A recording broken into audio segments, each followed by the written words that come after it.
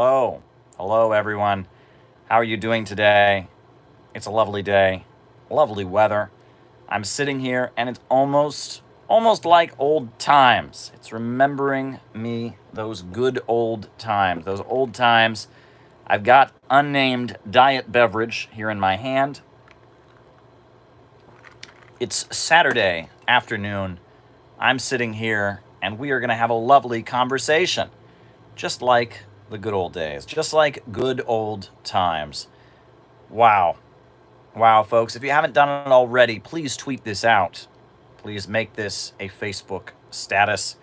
Please make this a tweet. Please share this on social media. Please post this on your favorite Reddit, subreddit channel. Let's make this a big conversation. Make this a big conversation. Bring people on board. I've been doing late night chats, but this is an afternoon chat. I know this is a better time of day for European folks. So if you're in Germany or Sweden or France or the UK and you want to make this a bigger conversation, please do it. Bring your friends on board.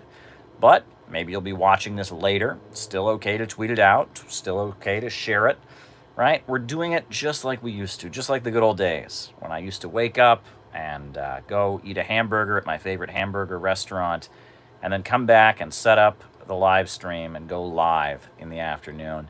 Well, in the days of the pandemic, things don't quite work out that way. But I'm still here. I'm still doing my thing. We're still talking socialism, world events, geopolitics, economics, world news. We're still chatting. I'm appreciating your super chats. I'm responding to your questions. You're still tweeting me out, and all is well. All is good. All is good. All is well. As folks who follow me on social media will be aware, today is my sixth wedding anniversary. I have been married for 6 years as of today. And if you want to give an anniversary present to my lovely wife, be sure to follow her on Instagram. Her account is called The Life of a Fantastic and Professional Nanny. You can follow her there. She's also on Facebook and on Twitter. And yes, it's a lovely afternoon. I know folks are piling in. We got plenty to talk about today. Yeah, I've got my diet beverage. You are doing whatever you're doing on Saturday afternoon. I'm looking out this window here and seeing the park near my house. Not as many people as there was yesterday, but the weather is nice. It's summertime. It is definitely summertime. Definitely summertime, and so much we can talk about. So why don't we jump right into it? The White House and the CDC are fighting with each other. The White House seems to be a lot more anxious to have the country open up than the actual medical professionals are. They don't buy in. They do not buy into the idea that we need to rush into opening up. But it seems that the U.S. economy is demanding otherwise, right? The many, many businesses throughout the United States are desperate to open up. Trump's base of supporters are watching the U.S. economy crash and burn. A pandemic like this, the U.S. economy can't handle it. We don't have a planned economy. We don't have a state-run economy in the United States. We have a for-profit economy. So when something comes along, like a pandemic, like seclusion, social distancing, it's kind of wrecked the economy. And Trump's base of lower-level capitalists who feel like they've been locked out of the economy, they feel like they have been shut out. They're not part of the club.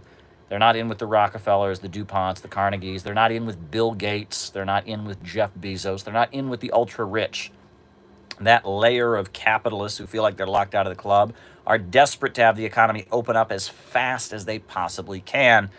Meanwhile, the ultra-rich are saying, let's keep this shut down as long as we can so we can beat out our competitors and secure our monopoly and stabilize society. Well, they're enjoying that societal peace that comes from everyone staying home. There's a division in the ruling class about how long this should go on. And what I thought was interesting was an article on foxnews.com. Now, many people are very critical of Fox News, but they ran an article this week talking about the situation in West Texas. Now, West Texas is oil country. A lot of oil there. And as West Texas, as this article points out on Fox News about West Texas, they talk about how the main the main oil companies operating there are BP, Chevron, ExxonMobil, Shell Oil, the big four super majors. But they say there are hundreds of companies that produce less than 1,000 barrels per day, right? And that's true. There's a lot of little oil rich people, right? They're not ultra rich. They're not Standard Oil. They're not the Rockefellers. They're not ExxonMobil, but they're wealthy. They have some oil land. They're Texas oil families. They're millionaires. They're billionaires. And according to this Fox News article, 98 exploration and production companies in West Texas have filed for bankruptcy. 98 exploration and production companies have filed for bankruptcy, right? Because the oil prices, now they're starting to go back. We're at like $28 a barrel, $29 a barrel. But these little oil folks, these low-level capitalists who feel like they've been locked out of the club, those folks are losing money. And so they're beating the drum. They're raising the alarm of a possible Chinese takeover of small oil in West Texas. That's basically what they're saying. Their argument is China could buy out these small oil companies in West Texas, and China would control American energy. We can't have that. That's essentially their argument. So they're raising the alarm about an alleged Chinese takeover. An alleged Chinese takeover of West Texas oil. And essentially they're saying, bail us out to fight China. But this points to that division among the rich and the ultra-rich that I pointed out. Those hundreds of companies that produce less than 1,000 barrels a day, that's Trump's base. The big four super majors were in with Obama. But it seems, thoughts on ML characteristics and charismatic leaders' personalities. Okay, writing it down. But yes, there seems to be a division there. I'm turning the page so I can write down your super chat. There was another super chat that maybe before I started. Does someone want to repeat what that was? ML.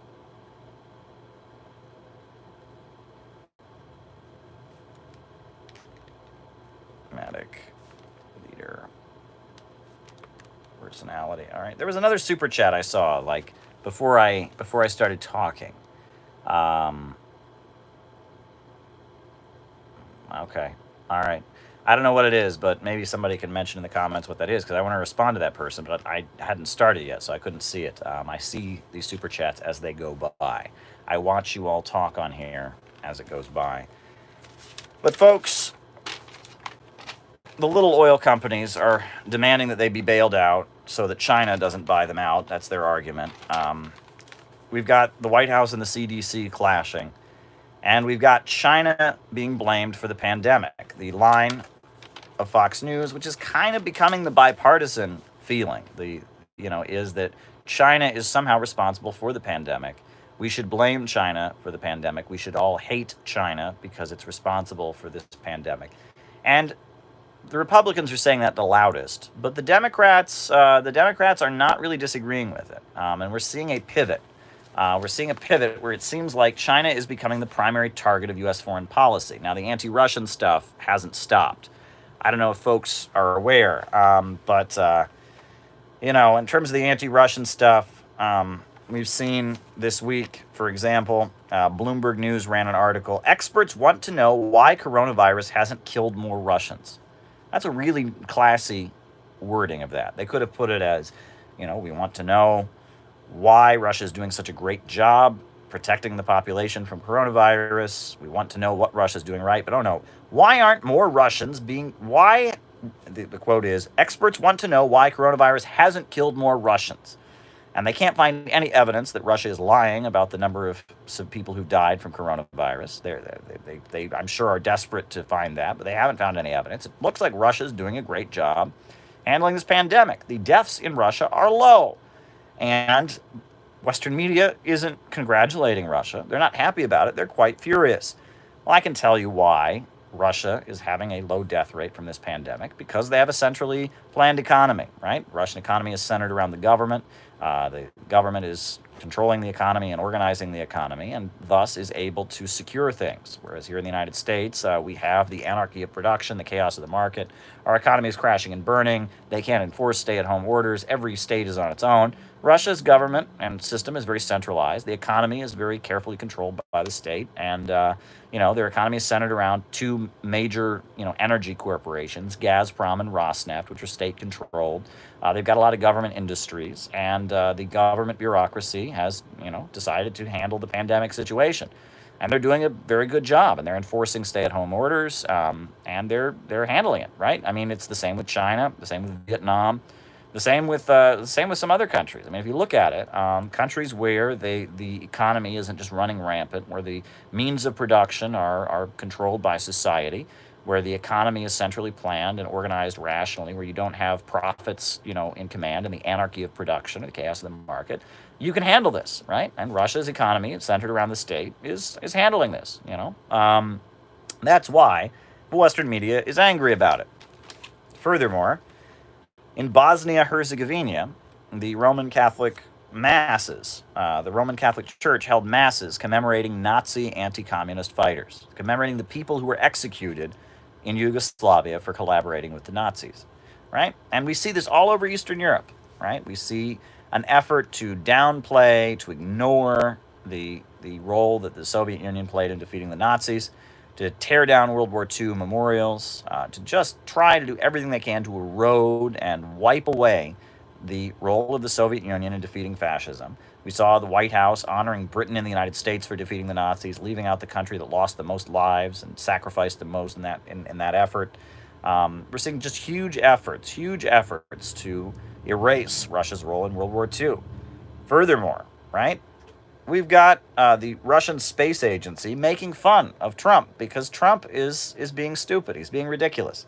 Trump is boasting about the size of his rockets, and so we have the head of the Russian space agency tweeting back at him and just kind of mocking him and saying, we surrender, kind of sarcastically.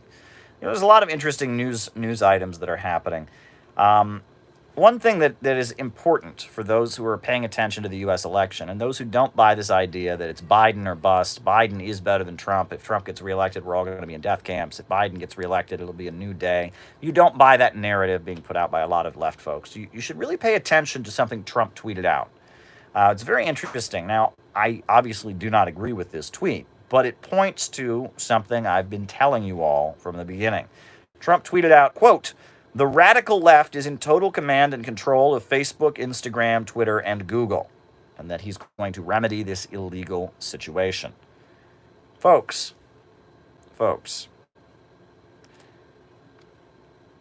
the people who support Trump, like PragerU, like Turning Points USA, Silicon Valley does not like them, and it wants to silence them. So this puts Trump in a situation where Trump is fighting against censorship by big tech, right? Trump is fighting for more social media freedom. Joe Biden, on the other hand, has made it very, very clear he wants a clampdown on social media, on alternative information.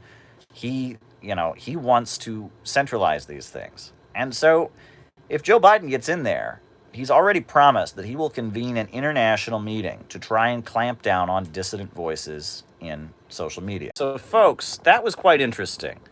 Now, it didn't force me to start a new stream, but it kicked me out, and then it said stream interrupted, and I was able to click resume. That was quite interesting. Really interesting that started at the moment I was talking about tech censorship. Isn't that interesting? Isn't that very, very interesting? At what moment do they suddenly kick me out of the stream? I hope that was completely random. I hope that was based on technical difficulties or something. I hope that the Silicon Valley overlords are not trying to keep you all from hearing what I'm going to say. That was very mysterious.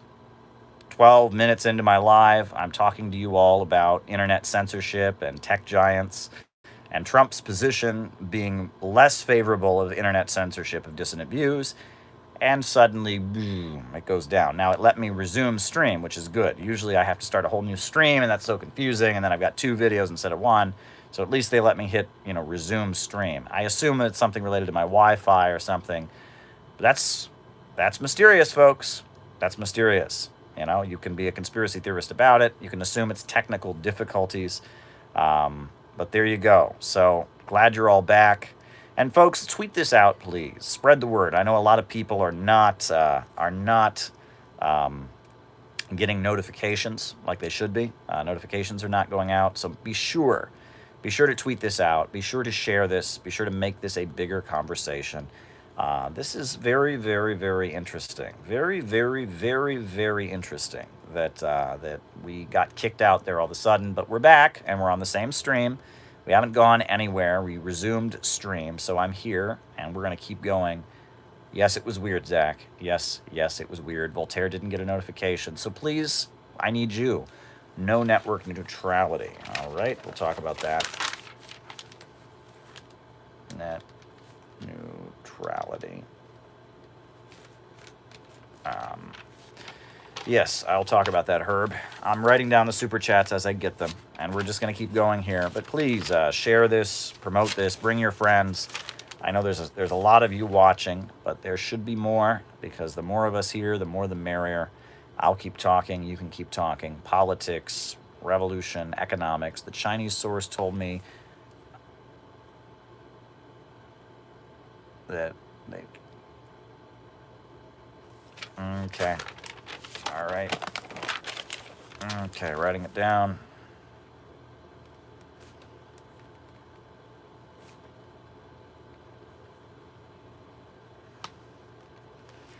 All right, and I'll talk about any super chats people want me to talk about. But folks, before we get to the roundup, the part of the live where I call you all, I do want to mention a few other things. I want to mention that Iran is sending gasoline to Venezuela, and the United States is furious about it. Doesn't like to see Iran and Venezuela cooperating, but okay.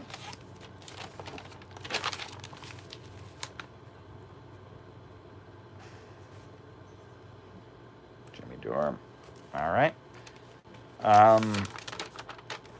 Likes to see Iran and Venezuela cooperating, and that's good. It's good they're cooperating. It's not surprising the White House is mad about it, but if you economically isolate two countries and put up sanctions, would you be shocked? Would you be surprised that those two countries that have been economically isolated start cooperating with each other? Not a big shock. Another thing I wanted to mention is that it seems like the center of the COVID-19 crisis in the United States, or in New York City, I should say, is Rikers Island. I mean, the prison system. I mean, going to prison at this point in the United States is a death sentence. The prisons are all full of this virus. Mass incarceration, this policy of locking up people in big numbers, often for victimless crimes like using drugs. This policy of mass incarceration, of lengthy prison sentences, all of this policy is adding to the pandemic. And people say, well, these prisoners deserve it. They deserve it. Well, food gets delivered to those prisons. Guards go home to their communities and neighborhoods. Having prisons that are sitting, centers of infestation is not good. And that's not just in the United States. In Bahrain, the U.S.-aligned autocracy, all kinds of political dissidents who are Shia Muslims, who disagree with the U.S.-backed, Saudi-aligned autocracy, monarchy imposed on them, are sitting in prisons, and they should be released. I mean, they could die from COVID-19. Bahraini political prisoners are really suffering. That's not good, and not enough is being said about it. And our prison system right now, I mean, read what's going on in the prisons right now. I mean, people die because they went to prison, and that the way our prison system is handling all of this is a source of great outrage to anyone who's concerned. Another story that I saw this week that was also a source of burning outrage is, so those who are aware know that Huawei is the biggest telecommunications manufacturer in the world, right? And it is a state-controlled mega corporation that the Chinese Communist Party has built, makes the best phones in the world. The fastest, the best. I mean, they're far better than iPhones.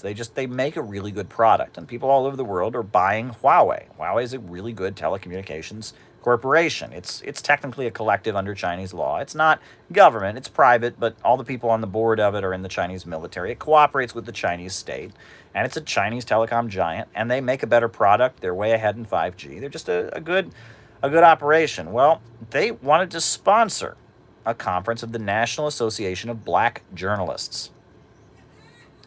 And so CNN and Van Jones, CNN's commentator who was forced out of the Obama administration because he'd been a communist when he was a college student and had signed a 9/11 truth petition, but he's just awful. You watch him on CNN, he's just a mainstream liberal Democratic voice now.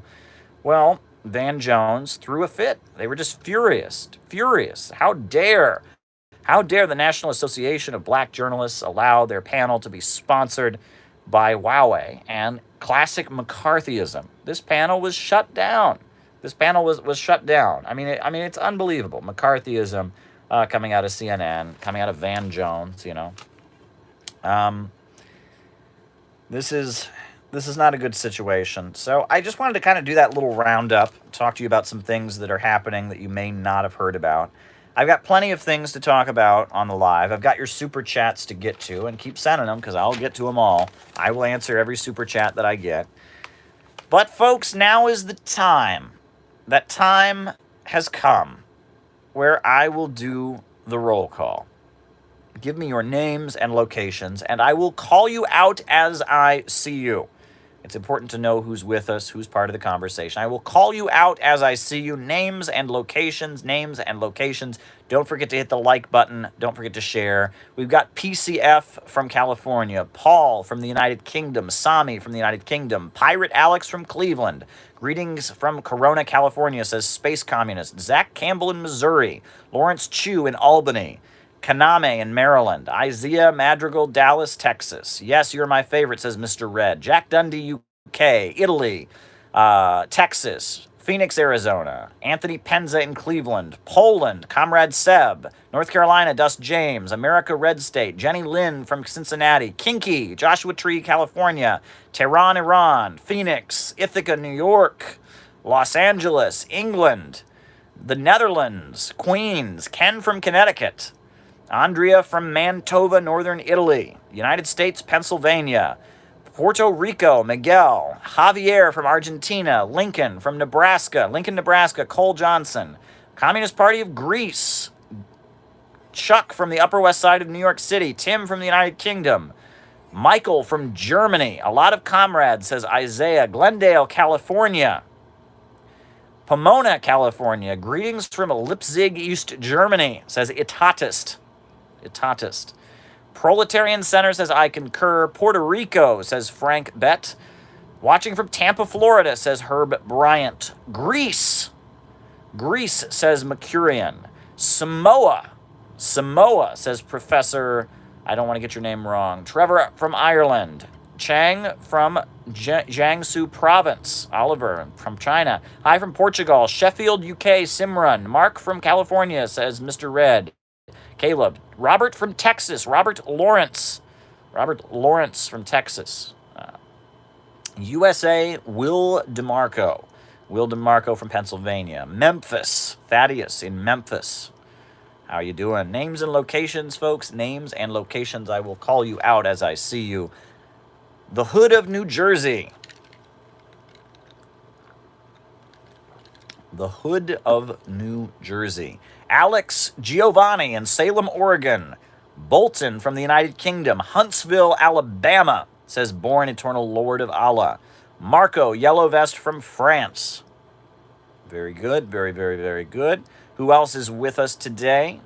Names and locations. And Alex Galizia from Nevada. Venice, Italy. Ricardo. RB, Proletarian Center. Elise in Virginia. Welcome, Elise. Kuwait. Yosef Ali from Kuwait. Shaniqua from Buffalo, New York. Channeling John Denny, says Chuck. Yes, John Denny was a great, great activist, organizer. Really an honor to work with him. It was really an honor. Voltaire. Mama's Basement, New Jersey, says Pasta Bazooka. Yes, John Denny was a great guy, a retired postal worker, a socialist, communist, revolutionary. People's Republic of Sweden, says Rising Tide. Yes, yes, yes, yes. Patty from California. Patty, aka Kinky. Welcome, Kinky. Welcome, Patty, out in California. Big friend of the show. Many folks here, many folks here. Culver City, Italian Tankie from Italy. Isaiah Madrigal says that he is a postal worker. Well, welcome. We need postal workers more than ever right now. Toronto, Ontario, Nathaniel P. Adams. Welcome, welcome, my Canadian friends. Charlotte, North Carolina, says Lincolnite Yankee, big friend of the program. Timmons from Ontario. Right? Shout out to the Communist Party of Greece, the KKE, right? One of the more radical communist parties of Europe. A lot of members. David Hume from Ontario, right? Stream is auto 144p stream, very pixelated. I'm sorry, you're not getting me pixelated. There you go. The world, says Sacred Bloom. Well, I'm in the world too. That's the material world. What else is new, folks? Anyone else want to give me their name and location? Be sure to hit the like button. Be sure to hit the subscribe button. Be sure to get hit the notifications bell, because people aren't getting those notifications. Silicon Valley does not like me. Doesn't like me when I go there. 5 years in the USA will become Brazil. That's a prediction. I doubt the USA will become Brazil. Brazil will stay Brazil. The USA will change, no doubt. Why do you always sit in that corner? Because it's more comfortable. It's a small apartment. The bookshelf is in the living room. My wife likes to hang out in the living room where she can watch television and do her arts and crafts. I am here in the bedroom. Sometimes I can do in front of the bookshelf, but not always. So this is a good corner. I've got my window right here. I can sip. I can keep my beverages here on the windowsill. I'm sitting in my bed. I've got pillows propping me up. I've got my tripod here, and I'm looking at the camera. I've got notes in front of me. I got stacks of books to talk about later in the live. This is a good location. I can sit up and talk properly. I'm not leaning over. This is the location that I have worked out. But I hope to at some point be back in front of the bookshelf. I've done a few videos in front of the bookshelf. I do my RT stories in front of the bookshelf. But when I'm on here talking for hours, just streaming with all of you, this is a pretty comfortable location. My wife is enjoying herself outside and in the living room, and I am here in the bedroom, and we are enjoying ourselves here in my lovely Brooklyn apartment. At some point, maybe I'll give you a tour of my apartment sometime, and you can see what my apartment is like. I'll give you just a tour. I'll show you what the whole place is like. Not anytime soon. Right now, hasn't been cleaned in a while because of, the stay-at-home and all that. But after we get the place all cleaned up and after we're going back to normal and our normal lives, maybe I'll give you a tour of my lovely Brooklyn apartment. You can see the bookshelf. You can see the other bookshelf and the other bookshelf and the other bookshelf. I'll take you into the bathroom. I'll take you into the kitchen. I'll take you. You'll love my beautiful home. But I can't do that today. Today is not the day to give you a tour of my house. But if it was, I would be happy to do it. Wow. Voltaire is asking what a tankie is. The term tankie comes out of a debate within the British Communist Party. In the 70s and 80s, you had the rise of Euro-communism, which was the Spanish Communist Party, the French Communist Party, the Portuguese Communist Party, the Italian Communist Party, cutting ties with the Soviet Union, denouncing the Soviets, supporting U.S. foreign policy. So in the British Communist Party, there was a debate. Should we go with the Euros? Should we go with the Euro-communists and denounce the Soviet Union? And those who refused to go along with the Euro-communists were called the tankies. Why? Because Soviet foreign policy, Soviet military interventions on American television were always portrayed with tanks, right? It's the rolling in of tanks, right? They never showed people. It was never people who wanted to defend socialism. It was never people with guaranteed health care and jobs who didn't want it to go away. It was never people who believed in communism. Oh no, Soviet military intervention was always just these cold, mechanical pieces of machinery. These cold, cruel, mechanical pieces of machinery coming to crush beautiful, hippy-dippy individuals holding flowers. That's the way Soviet military interventions were portrayed, the color revolution narratives, etc. So those who didn't buy into it, who supported Soviet military interventions to defend socialism, they were called tankies. Now, some people trace the term tankie back even further, right? They trace it back to the Workers' World Party, right? During the 1950s. During the 1950s, the Workers' World Party was a faction among the Socialist Workers' Party, which was the Trotskyist party in the United States. Sam Marcy, aka Sam Ballin, he was a very charismatic Marxist leader in the United States. He was a Trotskyist, but he supported Soviet military interventions.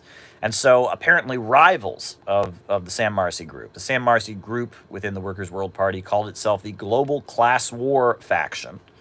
And apparently the rivals, the supporters of James Cannon, the supporters of different factions in the Socialist Workers' Party who did not like Sam Marcy, they referred to his faction as the tankist faction, not tankies, but tankists, saying he has no ideology, he just follows Soviet tanks wherever they go. They were the tankists, right? The global class war tendency, they called them the tankist faction. So some people say it's an interpretation of tankist, and it comes out of Trotskyism. But the most broad use of the term tankie, the most broad use of the term tankie came from the British Communist Party and the debates that they had in the 1950s. And I actually made a video, Why Be a Tankie, in defense of tankies. And if you Google the term tankie, you Google the term, you can find pathetic articles, just pathetic articles by people in the United Kingdom. Oh my God, I'm a socialist, but there's somebody in my class who reposts articles from RT. He must be a tankie. And oh, I met somebody somewhere who supports North Korea. It makes me so ashamed to be a you find these like pathetic articles by liberals who call themselves socialists just whining about how uncomfortable tankies make them. And it's kind of pathetic. But yeah, I mean, the first time I ever heard the word tankie was when I was first getting into Marxism. I was curious because, I was interested in the Communist Party USA. I think I wrote a letter to the Communist Party USA when I was like 15, and they didn't reply to me, which, I mean, nowadays I understand why that is with Lee Harvey Oswald and all the weird stuff that's happened to the Communist Party USA. I can understand some 15-year-old kid writes them a letter in Ohio. They didn't respond, but it seemed like I looked at the Communist Party USA's material, and a lot of it was devoted to defeating Republicans. But then I would look at pictures of the Communist Party USA, and I'd see young people wearing like army pants and all that, and I was like, what's the deal? I thought the Communist Party was about repeating Republicans, supporting the Democrats, but then I see members of the Communist Party who dress in military fatigues. What's going on? And this wise guy who was educating me about Marxism said, well, those young people that are hanging around the CPUSA, they're tankies. I said, what's that? Well, they just like the military stuff. They're people who like military. Well, that's not what it means, right? I mean, sure, there's a lot of young people that are on the left that like military aesthetics. Well, good for them. I mean, if they want to be that way, I mean, you want to wear combat boots or you want to wear whatever. I mean, that's not my choice of outfit. I think people should wear a suit because that's how professional politicians dress. That's my opinion, at least. However, if young people want to dress that way, but I don't think supporting Soviet military interventions is about a military fetish or a desire to dress in military outfits. I think it's simply understanding the dynamics of international politics. I'm for wearing a suit. If I were to tell people how to dress, which I'm not here to do, you can wear whatever the hell you want. I would urge people to not, first of all, I will say I don't like the sloppy look that you get, the scraggly, ripped clothes, the hippie, I don't like the counterculture look, the grunge look. I don't like that at all. I think that's very problematic. But, some of these leftists that I meet that are into the military, the combat boots and the fatigues, and, okay. But if it was up to me, if I could tell you how to dress, and I actually, I encourage people, if you speak as a socialist, if you're going around promoting socialism, I would encourage you to wear a suit and tie. If you're a man, maybe wear, maybe wear a pantsuit if you're a woman, maybe, dress nicely if you're a woman. But if it was up to me, dress professionally, wear a suit. If you dress LARPy, it can be fun. I respect it. You can look tough if you wear military clothes. But at the same time, the military attire, there's an element of LARPishness about it. It's kind of like cosplay. You don't want to go there, right? You don't want people to think you're just pretending to be, you're acting out, your favorite, historical figure or something. But if you wear a suit, you look like a professional. You look like a professional politician. All right, and Jyoti Brar wants to chat with me again. Great, let's do it. Jyoti Brar is amazing. She's an amazing writer, amazing speaker. Years ago, she gave a very dynamic presentation called What October Means to My Generation, about what the October Revolution meant to people her age. It was just beautiful. Great speech. It's really old, but I could listen to it again today. Very powerful. Speaks to some of my own experiences. She's from Britain. But she's describing what it's like, the anti-communism that she's experienced in the UK, refuting some of it in the educational system and whatnot. Jyoti Brar is amazing, and she gave a great interview. Our chat was one of the best conversations we'd had. I'm a Jyoti Brar fan. I've never met Jyoti Brar in person. I have met her brother, Ranjit, who is a medical expert. I met him at international communist gatherings. He's a surgeon, I believe, if I'm not mistaken. He's a brilliant guy, and I've read a lot of the writings of Harpal Brar, the leader of the Communist Party of Great Britain, Marxist Leninist. They're great folks. They're unrepentant anti-revisionists. They haven't gone along with Euro-communism. They haven't gone along with Trotskyism and revisionism. They are clinging and holding on to the revolutionary tradition. Very, very supportive of China, very anti-imperialist. They're very supportive of Libya and other socialist countries that may not be Marxist-Leninist, but are socialist and anti-imperialist. Yeah, I'm a big fan, and I will happily look forward to talking to Jyoti Brar again. That's that super chat. So why don't we go from the beginning? Why don't we go from the beginning and hammer out these super chats? Hammer out these super chats. I'll give you the answer. Then we can talk about other stuff. I went over the current events at the beginning of this, and we'll just keep going. It's my Saturday afternoon social distancing here in my lovely Brooklyn apartment. Keep the super chats coming. I'll answer them, and we'll just have a great afternoon. I'm not rushing to get any place. Neither are you. We're social distancing. I'm looking outside at the lovely weather, and we'll just keep going here for as long as we can, and I'll answer your questions, and I'll read you some books. I've got some great books to show you later today. So let's just do our thing. All right, ML characteristics, charismatic leader personality. That was the first super chat I got. Well, that's interesting. Really existing socialism, right? So it's in academia, in Marxist academia, they talk about Stalinism a lot. And what are they referring to? And sometimes they'll refer to Stalinism with a more politically correct term that's less, on the onus of one individual. They'll talk about really existing socialism. And sometimes they'll even use the term real socialism, like I think in German, all one word, real socialism. And this refers to a political model that developed during the Cold War. And it was very, very effective. It actually developed before the Cold War, right? Soviet Union, we know, for the first immediate aftermath of the Russian Revolution, they were invaded. They were invaded by the white army, the monarchist and provisional army fought the Bolsheviks. It was backed up by 15 different countries.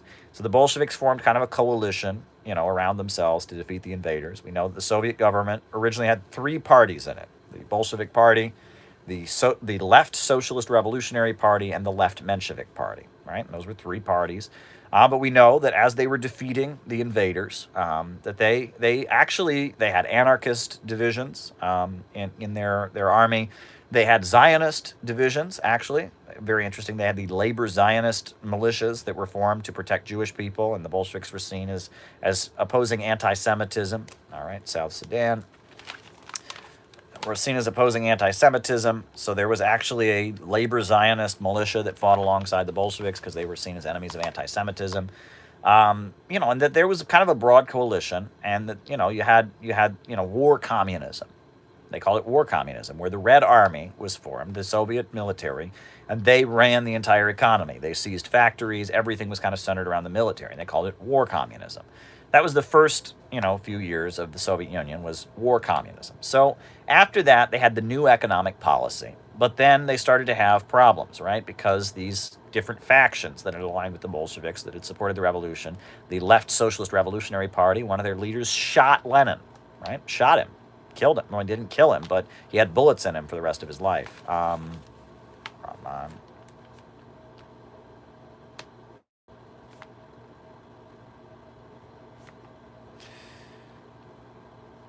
All right, and they shot him. You had the left Mensheviks, and basically everybody.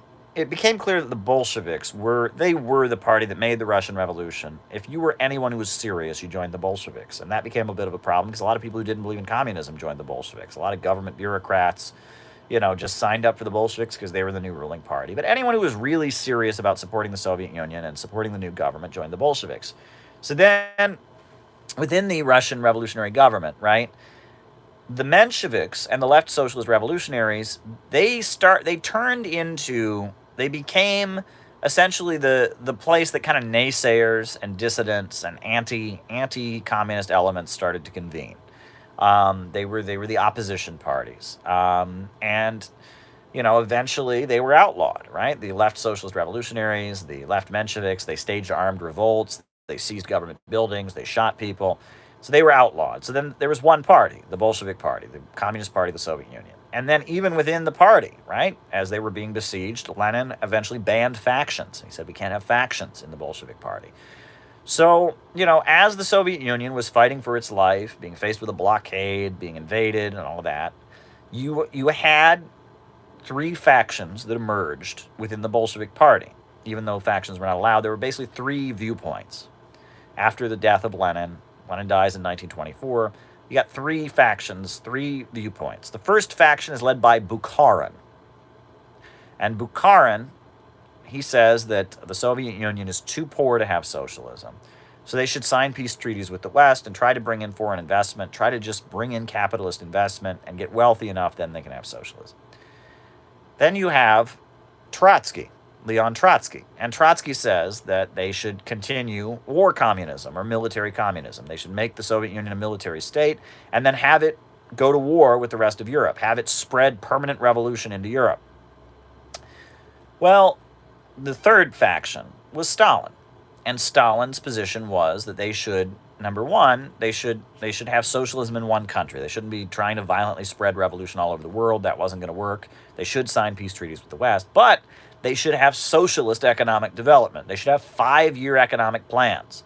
And so that policy, right, that vision of socialism in one country, we're going to build the USSR into a prosperous socialist society, we're going to industrialize with state-run industries, and we're going to sign peace treaties with the West. That became the position. And really about 1927, 28 is when the Soviet Union, as it became for most of the Cold War, emerged. Right? And it was socialism in one country, and people call that Stalinism, right? That's when the Trotskyists denounced the Soviet Union.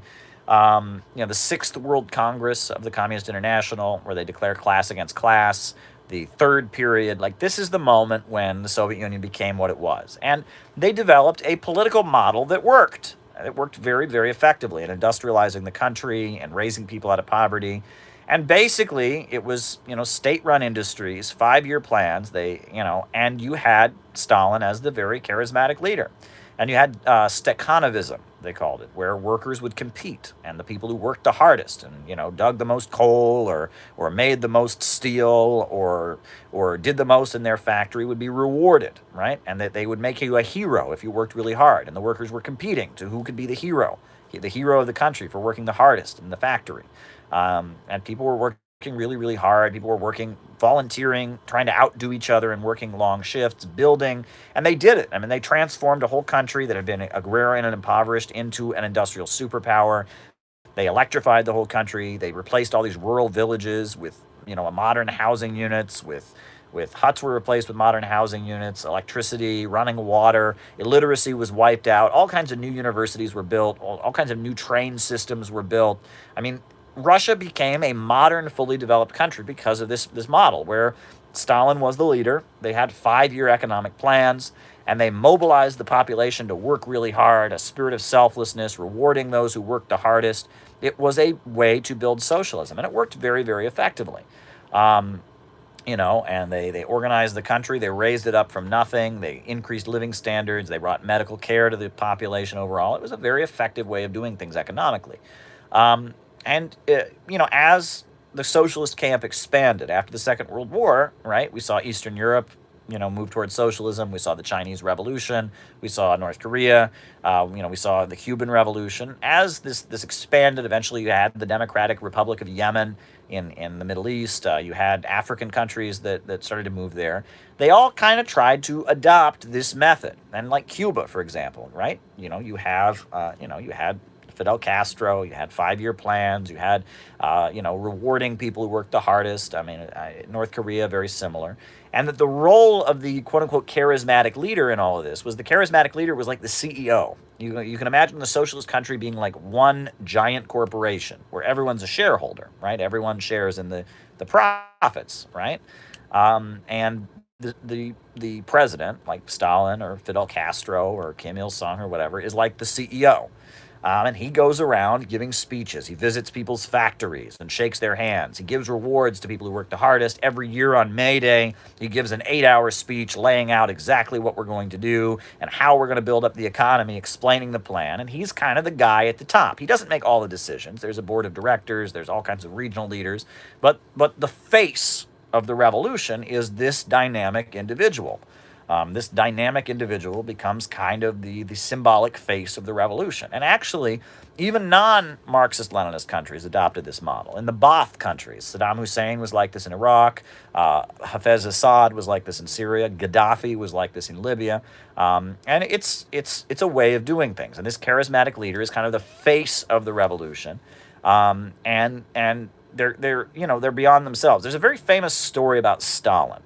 That Stalin apparently one day, he was walking with his daughter. And his daughter was like 4 or 5 years old. And she saw a poster. And the poster had Stalin on it. So she turned to her father and she said, "Father, are you Stalin?" And he said, "No, darling." He said, "I'm your father. That's Stalin on the poster, but I'm your father." And it was understood that Stalin, it wasn't about the man. The man Stalin, I don't know what he was like on a personal level, but the personality, the cult of personality, you could call it, that was part of what made the Soviet system work. It was like, here's this man, he was born in a small village in Georgia, he rose up to become this great leader, and we can rise up as a nation too. And his life story was romanticized in plays and movies and books, and his face was everywhere, and it was like that, he became like the face of the nation. The face of the country. He represented the revolution. He became kind of the figure who incarnated what the revolution stood for, and it was part of the psychology of building socialism, right? And I mean, that Lenin, after the death of Lenin, Stalin was the one who worked really, really hard to set up the mausoleum where Lenin's body was on display and to put Lenin's face. It was Stalin who came up with the term Marxism-Leninism, right? Before that, they'd said we're Marxists, we're revolutionaries. It was Stalin who said we're going to call ourselves Marxist-Leninists, right? That was Stalin. It was this understanding that this is how they were going to build the new society. And so, the cult of personality has been a pretty essential part of what you can call really existing socialism, real socialism. People call it Stalinism. The Cold War political and economic model of socialism, that was essentially, yes, I guess you could argue, I don't know if Simran, if that's what he's getting at, but yes, in the Cold War model, that kind of charismatic leader, if you want to call it that, is an essential part of things. But it's not always an essential part of things. In China, they moved toward collective leadership, right? After the death of Deng Xiaoping, the Chinese Communist Party moved toward collective leadership. Now they're moving back toward, having a central leader like President Xi. There's different ways of doing these things, right? In Cuba, they now have term limits, right? Raul Castro has stepped down, and they now have a term limit, right? They're not going to have another long-term leader. The current leader of Cuba, he's term limited. He'll have to step down after 5 years, and they'll have to have a new president. They have term limits now in Cuba. In Vietnam, they haven't really had, a charismatic leader at the center. They have different heads of state who are very popular. They have, different personalities in the Vietnamese Communist Party that are very, very important, but they just don't have, the personality cult. They very much admire Ho Chi Minh as the founder of the revolution, but they don't have an individual now. But then, if you look at Venezuela, Maduro and Hugo Chavez definitely did have this kind of role. So it's complicated. And I'm not endorsing that. I'm just, I was asked about it, and I'm telling you that was part of the really existing socialist model that existed. There's actually a very good book. There's a very good book called, what is it? I actually don't remember it, but it's by Plekhanov, who was the founder of Russian Marxism. He's the man who brought Marxism to Russia, Georgy Plekhanov. And he wrote about the role of the individual in history. I think it's called On the Role of the Individual in History. It's very good, and it's in a way it's an answer to another book that was very popular. It's also very good. I mean, it disagrees with Plekhanov. It's not a Marxist book, but Thomas Carlyle, who was a Scottish writer, he wrote a book called "Hero Worship and the Role of Heroes in History," and it's very good as well. And you read it, and it talks about the psychology of heroes and leaders. You know, all right. Happy anniversary to you, Joanne, and thank you. Well, I don't know. I mean, I wear a tie now. I mean, it is what it is. Thank you. Thank you for the super chat, Joanne. I do appreciate it. And yeah, I mean, I'm not wearing a tie today. I'm wearing a Mandarin collar. I like to wear ties, but, hey, whatever. But yeah, I guess that's kind of what you're getting at, Simran. But yeah, I would, if you want to understand the role of a dynamic individual, I would read Thomas Carlyle, and I would also read Georgy Plekhanov. They're both very, very important. Someone said, no thank you, Caleb. I don't know what that means. There you go. All right, net neutrality. I'm in favor of net neutrality, right? The tech giants are like monopolies, and I don't think that different parts of the internet should be accessed differently. I am in favor of net neutrality. I think like the internet, you should get the whole internet. Some pages shouldn't be suppressed while others are allowed. I'm in favor of the whole internet. That's what I think. I don't like the idea of tech, servers and others picking what parts of the internet we get faster than others and all of that. I'm in favor of net neutrality. And you would think that all these Trump people that are always worried about censorship, you would think that they would feel that way. But they're just so in love with free markets and neoliberalism and capitalism is the answer. They're shooting themselves in the foot. And then they talk about tech censorship and Twitter and Facebook. Well, you're okay with that, right? Private company. I tweeted that to PragerU people. The PragerU people are always complaining, oh, we're being censored and all this. Well, I mean, that's free markets, right? Right? That's capitalism. Who says you're guaranteed they should be forced to advertise? It's a private company, right? It's pretty ridiculous. But yeah, I mean, the right wing, the point I was making before I got rudely cut off by that interruption in the stream, the point that I was making was that the right wing sees Silicon Valley as trying to suppress them. So they are working to keep the internet more open. They're working to keep more space.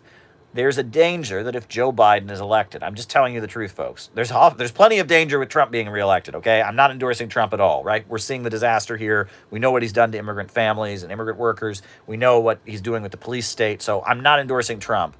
I'm also telling you, though, that if Biden's elected, there's a good chance that there's going to be a crackdown on conversations like this, that they're going to go over the top to try and shut down independent YouTube channels, try to shut down independent voices, try to shut down, media from around the world, that Joe Biden is much more committed to tech censorship than Trump is. Trump sees tech censorship as a threat to him.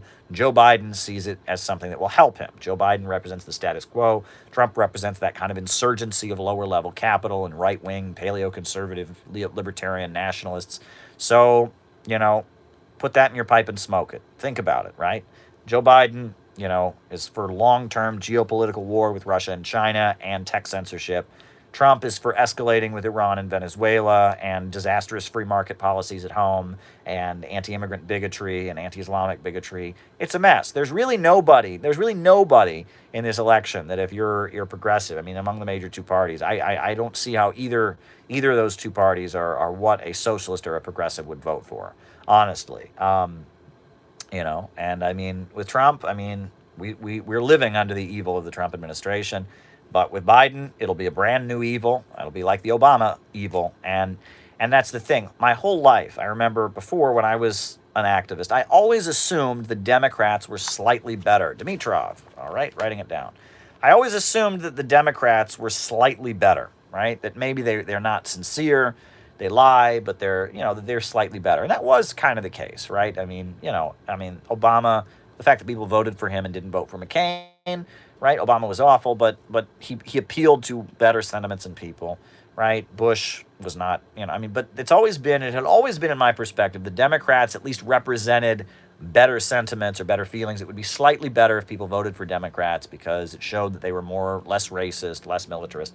I don't feel that way anymore. 2016 was the first time where I watched the election and I did not know who was the most dangerous.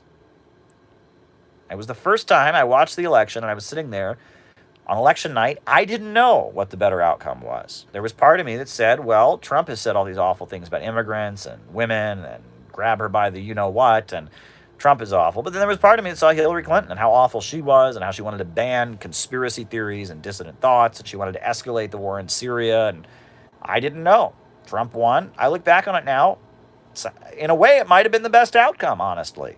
It's certainly not what the establishment wanted. It's certainly not what the war makers and the imperialists wanted. However, it's certainly what a lot of local cops and a lot of authoritarians and racists wanted. It's complicated. And this election that we're approaching with Joe Biden, I am telling you honestly, people, I don't endorse any candidate, first of all. So if I did have an opinion about who was better, Trump or Biden, if I did have an opinion about that, I wouldn't tell it to you. But I'm telling you that I don't have to not tell it to you. I'm giving you my honest opinion, which is I don't know. I don't know. I don't know who's better, Trump or Biden. I don't know. And if you're a Marxist and you're really honest with yourself, if you're a Marxist and you're really honest with yourself, you'll say, I don't know. If you're going to say, oh, Trump, and no. If you're really going to be honest with yourself about what you believe, if you're opposed to war, you're opposed to capitalism, you're opposed to crackdowns on dissident ideas, you're against the American status quo, you're against imperialism, you're against racism, you're just going to have to say, I don't know. It's not the lesser of two evils. It's different evil, right? There's one evil and there's another evil. And someone says, thanks for all that. What do you know about the history of the socialist communist movement in Canada? Says Michael Wagley. We'll talk about that. Communism in Canada. Communism in Canada. We'll talk about that. All right, so we talked about net neutrality. Someone's saying they have a Chinese source that says it was treated as bioterrorism in China and that it's not a big threat. Well, I'm sorry, this pandemic is a big threat. Have you noticed that there are whole countries that shut down and opened up and then have shut down again? I'm sorry, this is a big thing, and please, come on. We're not going to push the pandemic conspiracy theories here. Come on. The lower levels of the bourgeoisie are desperate to open up again. This is bad. I am with you. It's bad. It's awful. I would like to have a normal life. There are days I say to my wife, I'd like to have my normal life back. I don't like this. I want to sit in a restaurant. I want to go to the movies. I want to relax. I want to go to work, go home. I want to exercise at the gym and not run around in sweat in sweatpants, But, folks, and I'm lucky I have an income. People have lost their jobs. People have lost their income. I'm with you. Okay? It's awful. It's awful, but that doesn't mean we can just deny science. That doesn't mean we can just declare it's not real. It's all a big hoax. This is bad, folks. The situation is bad. I'm anxious to get over it. But, and that's what I don't get about these right-wing folks, right?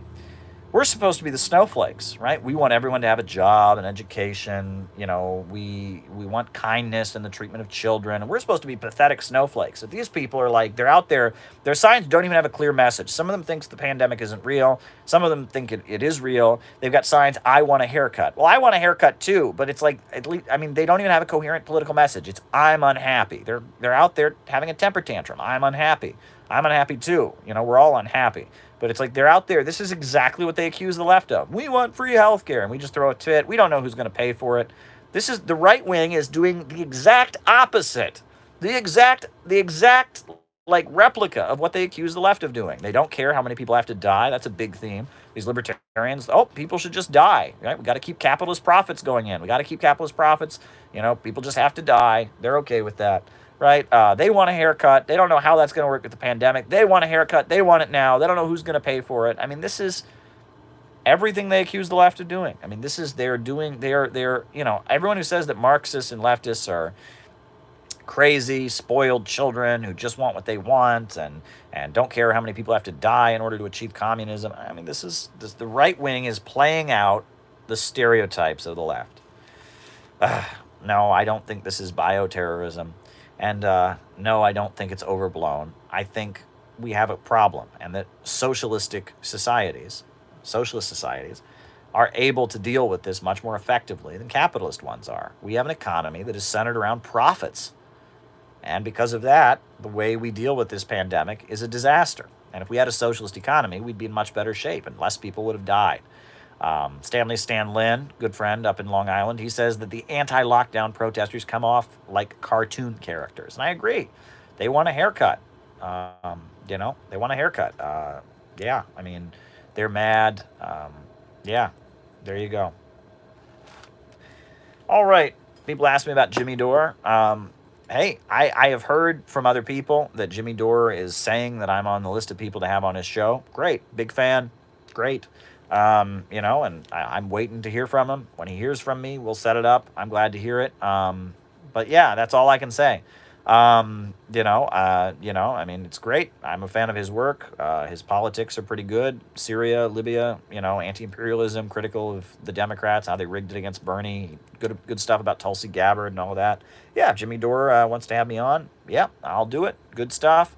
I like Jimmy Dore, so I await to hear from him. And thank you for everyone who's worked hard, right? How do, okay. Relay their concerns to CCB. All right. Okay, South Sudan. Right now, you'll remember that South Sudan was a separatist movement backed up by the United States. The United States supported, South Sudan, and actually Israel has a lot more to do with the creation of South Sudan, and that saved Darfur. When I was in college, that was a whole thing. All these people who would never protest against the U.S. bombing Iraq, never protest against the U.S. bombing Libya, never protest against the U.S. in Afghanistan, never protest against the crimes of their own government, suddenly were just filled with moral outrage. Darfur, China is the enemy. It's doing business with Sudan, and I'm just filled with moral outrage. And George Clooney agrees with me, and I've got all this funding from some big foundation. I'm a hero. Look at me. I'm too cowardly to stand up to my own government, too cowardly to do anything. But I'm protesting a government on the other side of the world that my government happens to hate. It annoys me. It annoys me, right? The self-righteous echoing of U.S. foreign policy. I remember when there was a big anti-war demonstration in New York City. I was a senior in high school. A friend of mine, high school friend of mine, Dustin, shout out to Dustin if he's watching. We took a bus from Cleveland. We went up to join the big anti-war march in New York City. Huge anti-war parade in New York City in April of 2006. And I remember it was a huge demonstration, hundreds of thousands of people in the streets against the Iraq War. And I remember that that at that demonstration, MoveOn.org, which is funded by George Soros, that's a Democratic Party NGO, had thousands of signs that they were just handing out to people in the parade, right? This anti-war march, all kinds of anti-war activists, and they were just handing everyone all these signs that said, "Out of Iraq into Darfur." Out of Iraq into Darfur. Jerry Lee Lewis. Thank you, Joanne. Jerry Lee Lewis. Out of Iraq and into Darfur. And they were trying to hijack the anti-war movement and turn it into a pro-imperialist movement with George Clooney, and they wanted a U.S. military presence in Africa. And they did their best to just distribute all these signs urging, the USA invaded the wrong place. The USA should be invading the African country of Sudan, not invading the Iraq. And it was this humanitarian campaign. And I mean, I'm not going to deny that all kinds of innocent people were killed. The Sudan civil war was horrendous. I'm sure there were human rights violations and horrendous atrocities on both sides. I'm not going to deny that at all. Not going to deny that at all. But at the same time, do U.S. regime change operations ever make things better for people? Is Iraq better off than it was under Saddam Hussein? Is Libya better off than it was under Gaddafi? Is Afghanistan better off than it was under the Taliban? No, right? This is about demolishing independent countries, beating them down. And South Sudan, I mean, the USA worked really, really hard to break South Sudan away from the rest of Sudan, and it's been a disaster. Look at South Sudan. Has it worked out? Are the people of South Sudan just better off? Are they just better off now that they've been broken away by the United States and Israel, that Israel has helped divide up an African country? Has it benefited? No, it has not, right? I remember when there was a rally at the UN, Sarah Flounders, myself, and Nick Maniaci, we marched over to disrupt this pro-imperialist rally that was happening in front of the UN, and we were chanting, U.S. out of Africa, Israel out of Africa. And you can watch it. The video kind of went viral, Marxist pro-imperialist rally. It was we got very angry because what was unbelievable was this Save Darfur rally that was being sponsored by a synagogue in New York City, calling for U.S. military presence in Africa. violated New York City law. You are not allowed to have a protest on First Avenue by the UN unless you do it in like this designated protest zone. And you especially can't have a sound system. But because this was a pro-imperialist rally, they're set up right in front of the U.S. Embassy, the U.S. Embassy to the United Nations, the U.S. mission to the United Nations. They're set up. They've got sound system. They got police escorting them, and they will never allow an anti-war rally to do that. So we went over and we shouted them down. It was quite an epic video. We were a lot of yelling and all of that. But we did it, right? That U.S. military intervention in Sudan will not benefit the people, and that's the thing. People think they're being an activist. They're being a hero by, I took a stand against Saddam Hussein. Oh, I'm so proud of you. I took a stand against Gaddafi. I read about Gaddafi's crimes, and I was so morally outraged. I had a protest against Gaddafi. Oh, good for you, right? I saw a kid one time, a high school kid was coming to the UN. It was like tour of the UN day, and he was like dressed in his like badass, like he was a hippie or a guitar player or something, and his shirt said "Free North Korea." That's right. Yeah, he's standing up to Kim Jong Un, right? All the other kids think Kim Jong Un is cool, but he's taking a tough stand. I mean, in America, to be against Kim Jong Un, oh boy.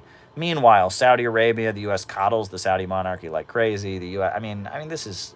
It's ridiculous, right? You're not an activist. You're not a revolutionary. You're not a radical if you echo U.S. foreign policy. I'm sorry. There's nothing that annoys me more than people who are too chicken shit, too cowardly to challenge U.S. foreign policy. They don't have the courage to go against the grain, to be critical of U.S. foreign policy, to denounce their own government when it tortures people or when it bombs people or when it exploits people. But somehow they get this self-righteousness. If they can echo CNN, they can echo U.S. foreign policy. It's unbelievable. What are your thoughts if the Trump administration was to invade several African countries and occupy them? Okay, we'll talk about that. Trump invading Africa. It's unbelievable. And I'm just really, really annoyed about that. So we'll talk about Dan Uko's question. All right, we did that. I'm asked about an important Marxist leader from Pakistan. I don't know that person's work. I don't know Pakistani Marxism the way I should. But I'm interested in it. There is a large Marxist current in Pakistan, and there has been for a long time. We know that they had a president, Bhutto, who was a Marxist and was sympathetic with Marxism. He called himself an Islamic socialist, and was very much a revolutionary, very anti-imperialist, and he was removed by a CIA coup, eventually executed. That George Galloway was key in organizing against that execution and calling for an international defense, and that there is a long history of progressive forces in Pakistan. And even the current president, Imran Khan, he's kind of a populist. He exposed the crimes of U.S. drones. There is an anti-imperialist and anti-capitalist tradition in Pakistan, and I wish I knew more about it. I should know more about it. It's a country I haven't studied as much as I know that there's the Worker and Peasants Party of Pakistan, which is kind of a Maoist or anti-imperialist party. There's a lot of Trotskyist groups in Pakistan, actually. You wouldn't know that. There's a lot of Trotskyism in Pakistan. There's also a big divide in Pakistan because a lot of the mountainous areas are very much, you have Islamist tribes that are very much, it's almost like dual power where they control the area and the central government doesn't have any influence. And that the left in Pakistan tends to be an urban phenomenon. But in rural areas, and especially in the mountains, you have, Taliban kind of groups that have a lot of power. So it's very, very complicated. And we know that the military dictatorship in Pakistan was very key in supporting the Taliban and their coming to power. The OSI, they were called, was involved in the heroin smuggling that basically funded Al-Qaeda. The way Al-Qaeda got its budget was from heroin smuggling, and the CIA and OSI worked with them. Yes, David, I do have unnamed diet beverage. Glad you're with us from Australia. So Pakistani politics is very interesting. And I'm optimistic about Imran Khan. He's, more of a populist. He's friendlier to China. And there's the China-Pakistan economic corridor is really, really important. Now, it started, I bet you didn't know this, the China-Pakistan economic corridor started in 1966 under Mao. They built the highest highway in the world, the China-Pakistan Friendship Highway. It's this huge highway, and Mao and the Pakistani government, and they signed a deal, and they built this huge highway over the mountains to connect Pakistan and Iran. I mean, it was amazing. And people died. I mean, workers died on the job. It was dangerous work. It was huge. Um, and, in the 80s, the relationship expanded. But now, China is just pouring foreign investment into Pakistan. And that's part of the reason why the U.S. media is pushing this stuff about the Uyghurs, right? And the people of Pakistan are very, very religious. It's a very, very religious country. So the idea that Pakistan is anti-Muslim, or that China is anti-Muslim, is very, very important because they're trying to shut down the China-Pakistan economic corridor. That's a very, very important part of U.S. foreign policy right now. They don't like the idea of the China-Pakistan economic corridor. Trying to get this from not falling over here. I'm gonna adjust this so it doesn't fall over because we don't want you to fall over.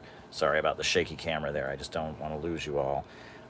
Okay, and yeah, it was very, very important, and there's a huge effort now to try and turn Muslims around the world against China, especially in Pakistan because of China's investment. The Belt and Road, the new Silk Road. This is all very, very important, and it's about Eurasia, right? Which we know Brzezinski called Eurasia the grand chessboard, and that it was often said that the fate of Eurasia is the fate of the world. That's why the Nazis were determined to invade the Soviet Union. They wanted to get to the heartland of Asia, right? The Eurasia, right? Russia, China, Central Asia, that area, which is largely underdeveloped. I mean, it's rising now. I mean, China and Russia are doing amazing things there, but it's largely underdeveloped, and control of that region, right, of that area, all those mountains, the Caucasus, all those areas, in Central Asia. I mean, control of those areas is vital to controlling the world economy and keeping them poor.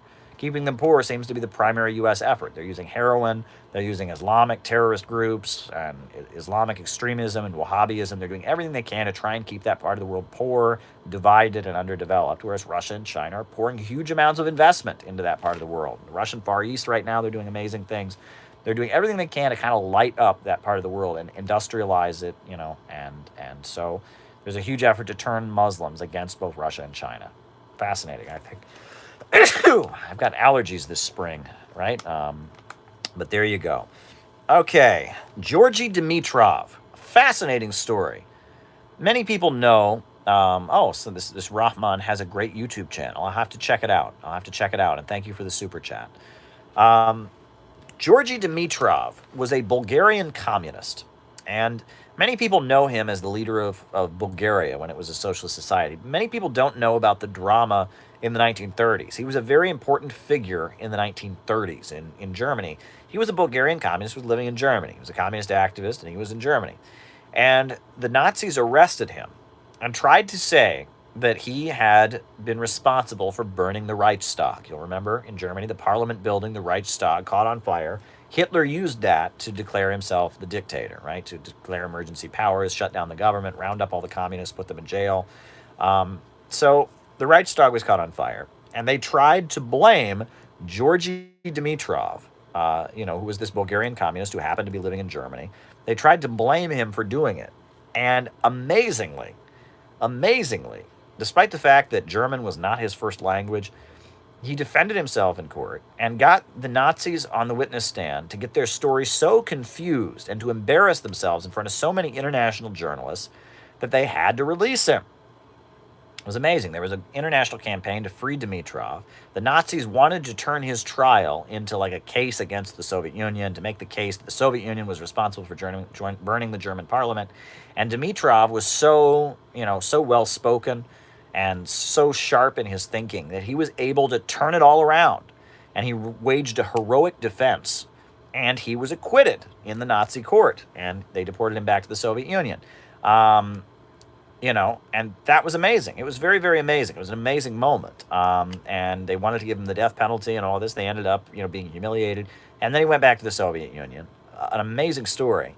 And then he became the main spokesperson for the Communist International during the rise of the Popular Front, or the People's Front, right? We know that in the early 1930s, actually starting in 1928, the Communist International declared that the Social Democrats were their main rival. They were social fascists, right? That was their feeling, right? That Social Democrats are the main roadblock to revolution. They're social fascists. Well, in 1935, the world had changed. You had the rise of Hitler, the rise of Mussolini, and so, the world had changed. And so at that point, the communists reoriented toward working with social democrats to build a united front against fascism, or a people's front, a popular front. Get from global capitalism enforcer. Oh, okay. Transformation in USA. I'll get to that. All right.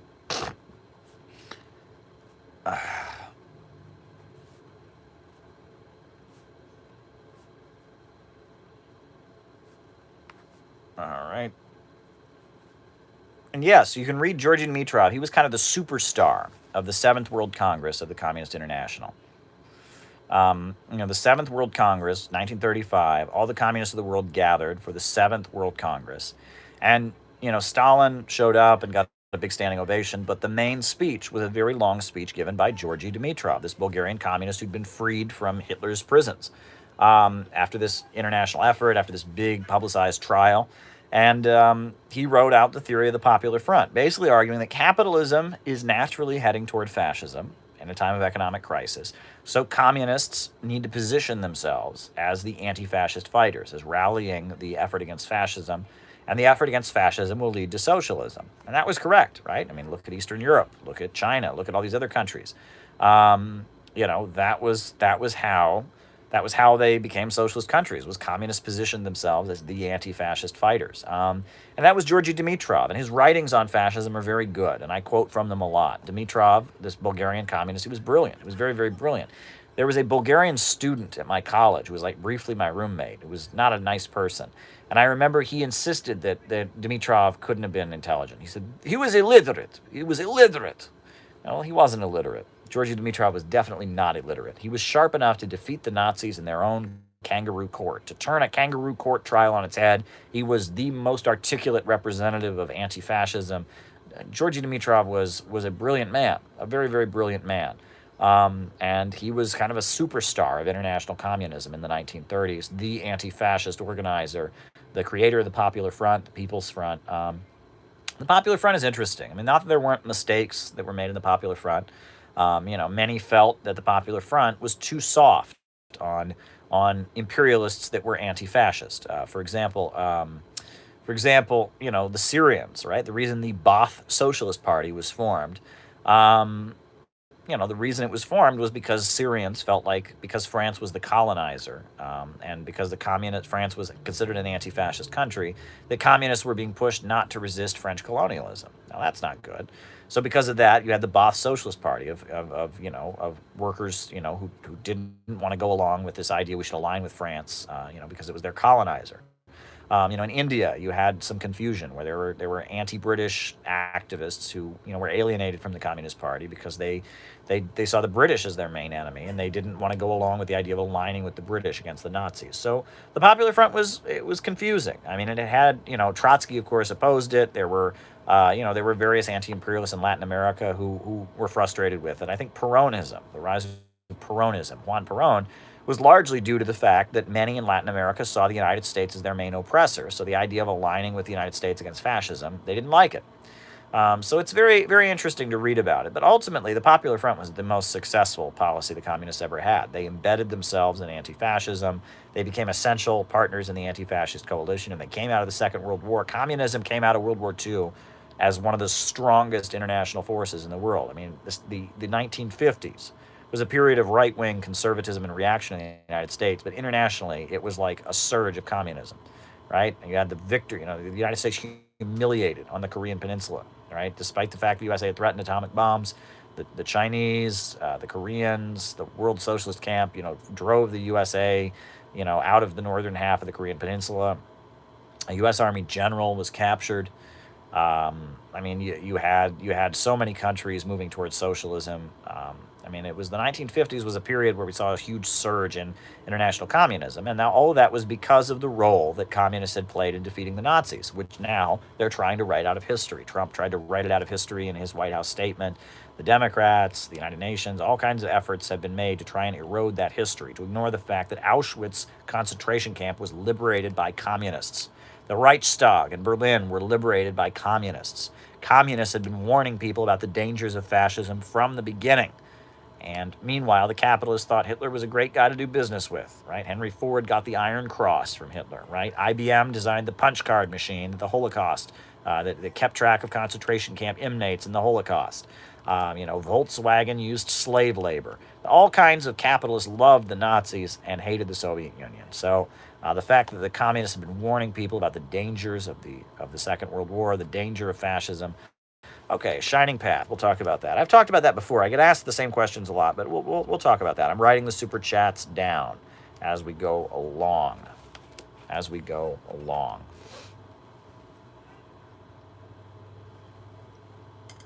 All right, what's the next question? All right, communism in Canada. Tim Buck. Tim Buck was kind of the voice of Canadian communism. He wrote 2 books, which I have, The History of the Communist Party of Canada and Lenin and Canada. Communism in Canada. Tim Buck was kind of the face of communism in Canada. He was like the Gus Hall or the William Z. Foster of Canada. That was the Canadian Communist Party. They were outlawed at one point. They were suppressed, but they regained their legality. And I know that there are some other groups. Now, in Canada, there's a Maoist, there was the CPCML, which is the Maoist Hojist party in Canada, which is very strange. They have some music that I like. I listen to it ironically.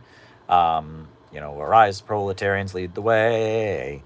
War is waging every day. We have no fear of the enemy with our communist party. Listen, young comrades, our history I'll tell of the glorious struggle to build the CPCML. I kind of listen to the music of the Canadian Cultural Workers Association, or whatever it's called, the choir of the Communist Party of Canada, Marxist, Leninist, the Maoist, whatever group. I kind of listen to their music ironically. It's kind of funny. I find it kind of cute, but I kind of catchy. I don't know. I listen to it. There was the party started by Hardiel Baines, who was kind of a Maoist of Indian descent. There's a lot of parties around the world started by him in Britain and other places. But there's some Trotskyist groups in Canada: Socialist Alternative, Socialist Action, I believe. And then there's, in Canada they have a mass social democratic party, the New Democratic Party, the NDP. I always quote Tommy Douglas, Cats and Mouse Land. He was like a social democrat, a populist. Canada is much more progressive in terms of the welfare state than the United States. There's a lot of big problems. The Canadian healthcare system is underfunded and has problems in the way it serves low-income communities. And, there's a tendency from like Michael Moore and people like that to glorify Canada, to make it sound like Canada is this like socialist utopia. That's not the case. Canada is a capitalist country. It's an imperialist country.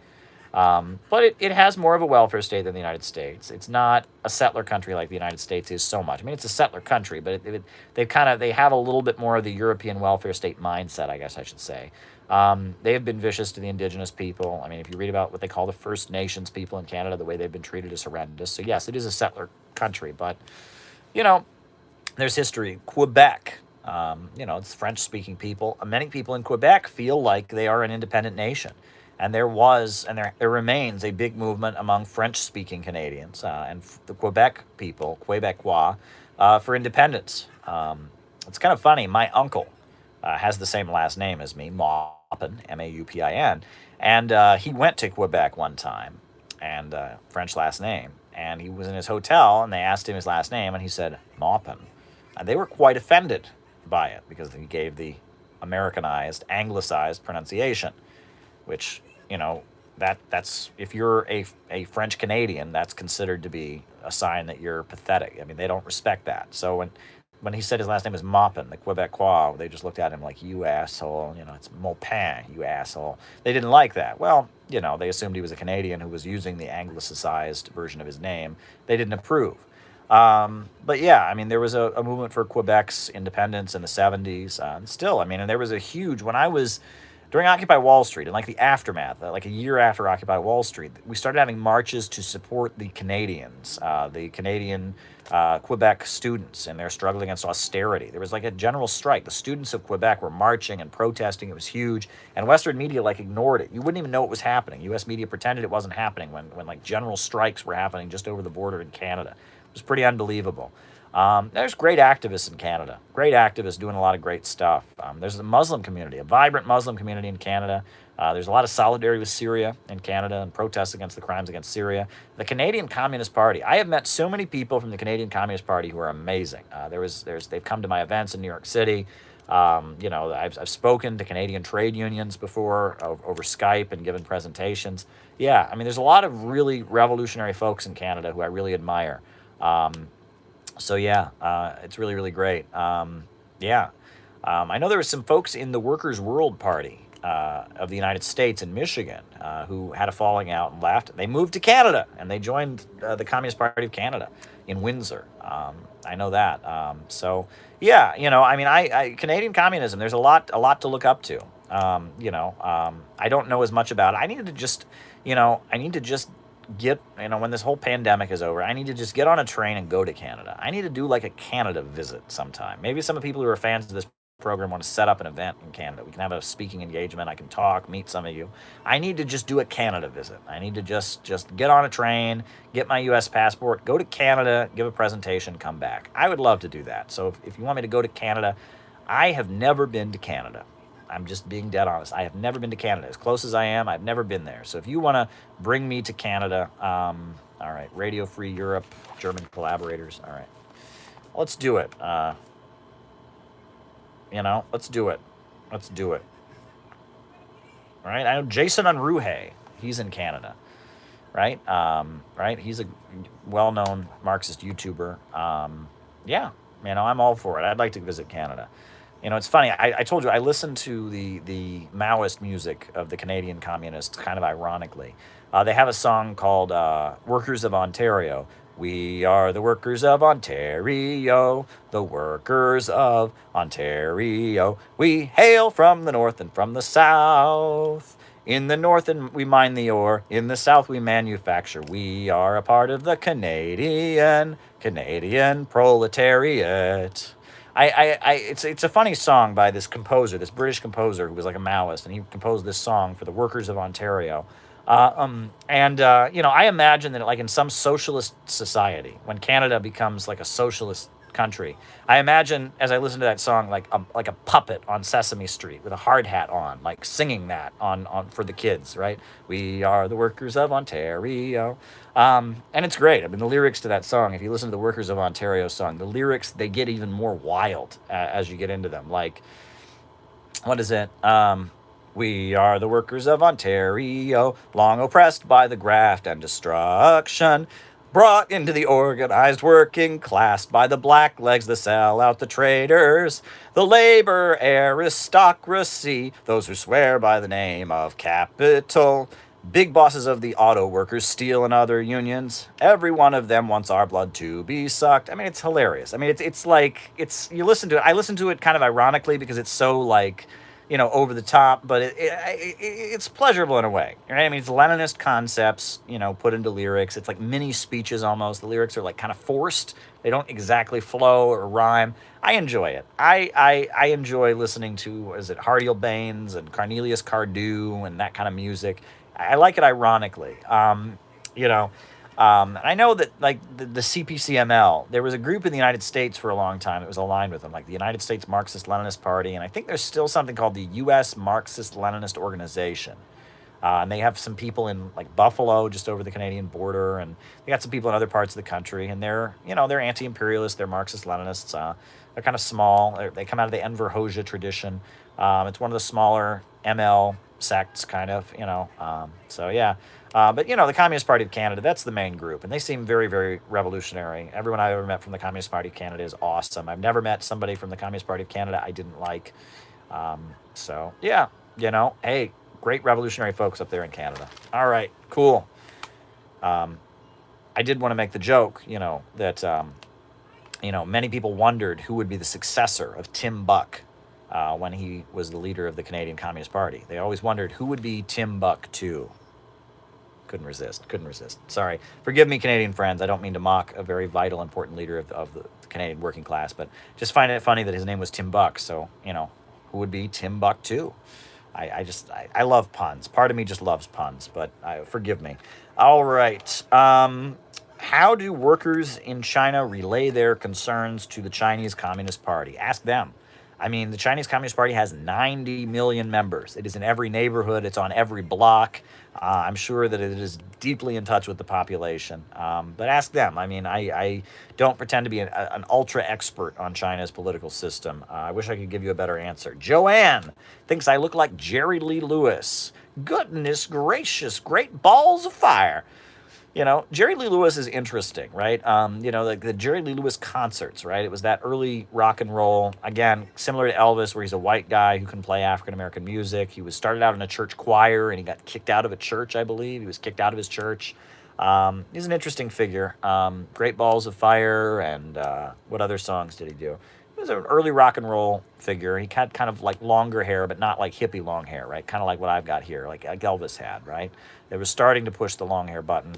Most successful Eastern European communist state.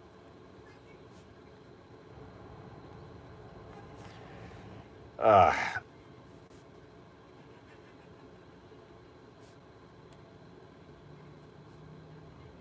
all right. But yeah, Jerry Lee Lewis. All right. Would Trump invade an African country? Well, that's interesting. Many people at the time Gaddafi was being toppled by Obama. At the time, Obama was raining cruise missiles onto Libya and overthrowing Gaddafi. Many people pointed out that it had to be a black president to do that. If Bush had invaded Libya, there would have been mass outcry. That Obama was very much essential in making that happen. Right, having a black president of the United States with an African name, Barack Obama. He was essential in making the invasion of Libya happen, or the bombing of Libya, the U.S. military intervention there happen. Many people pointed that out, and that Gaddafi was identified with black nationalism. The Nation of Islam organized huge marches. And I'll let you guys know, I was going to announce it later in the live. I'll just tell you now.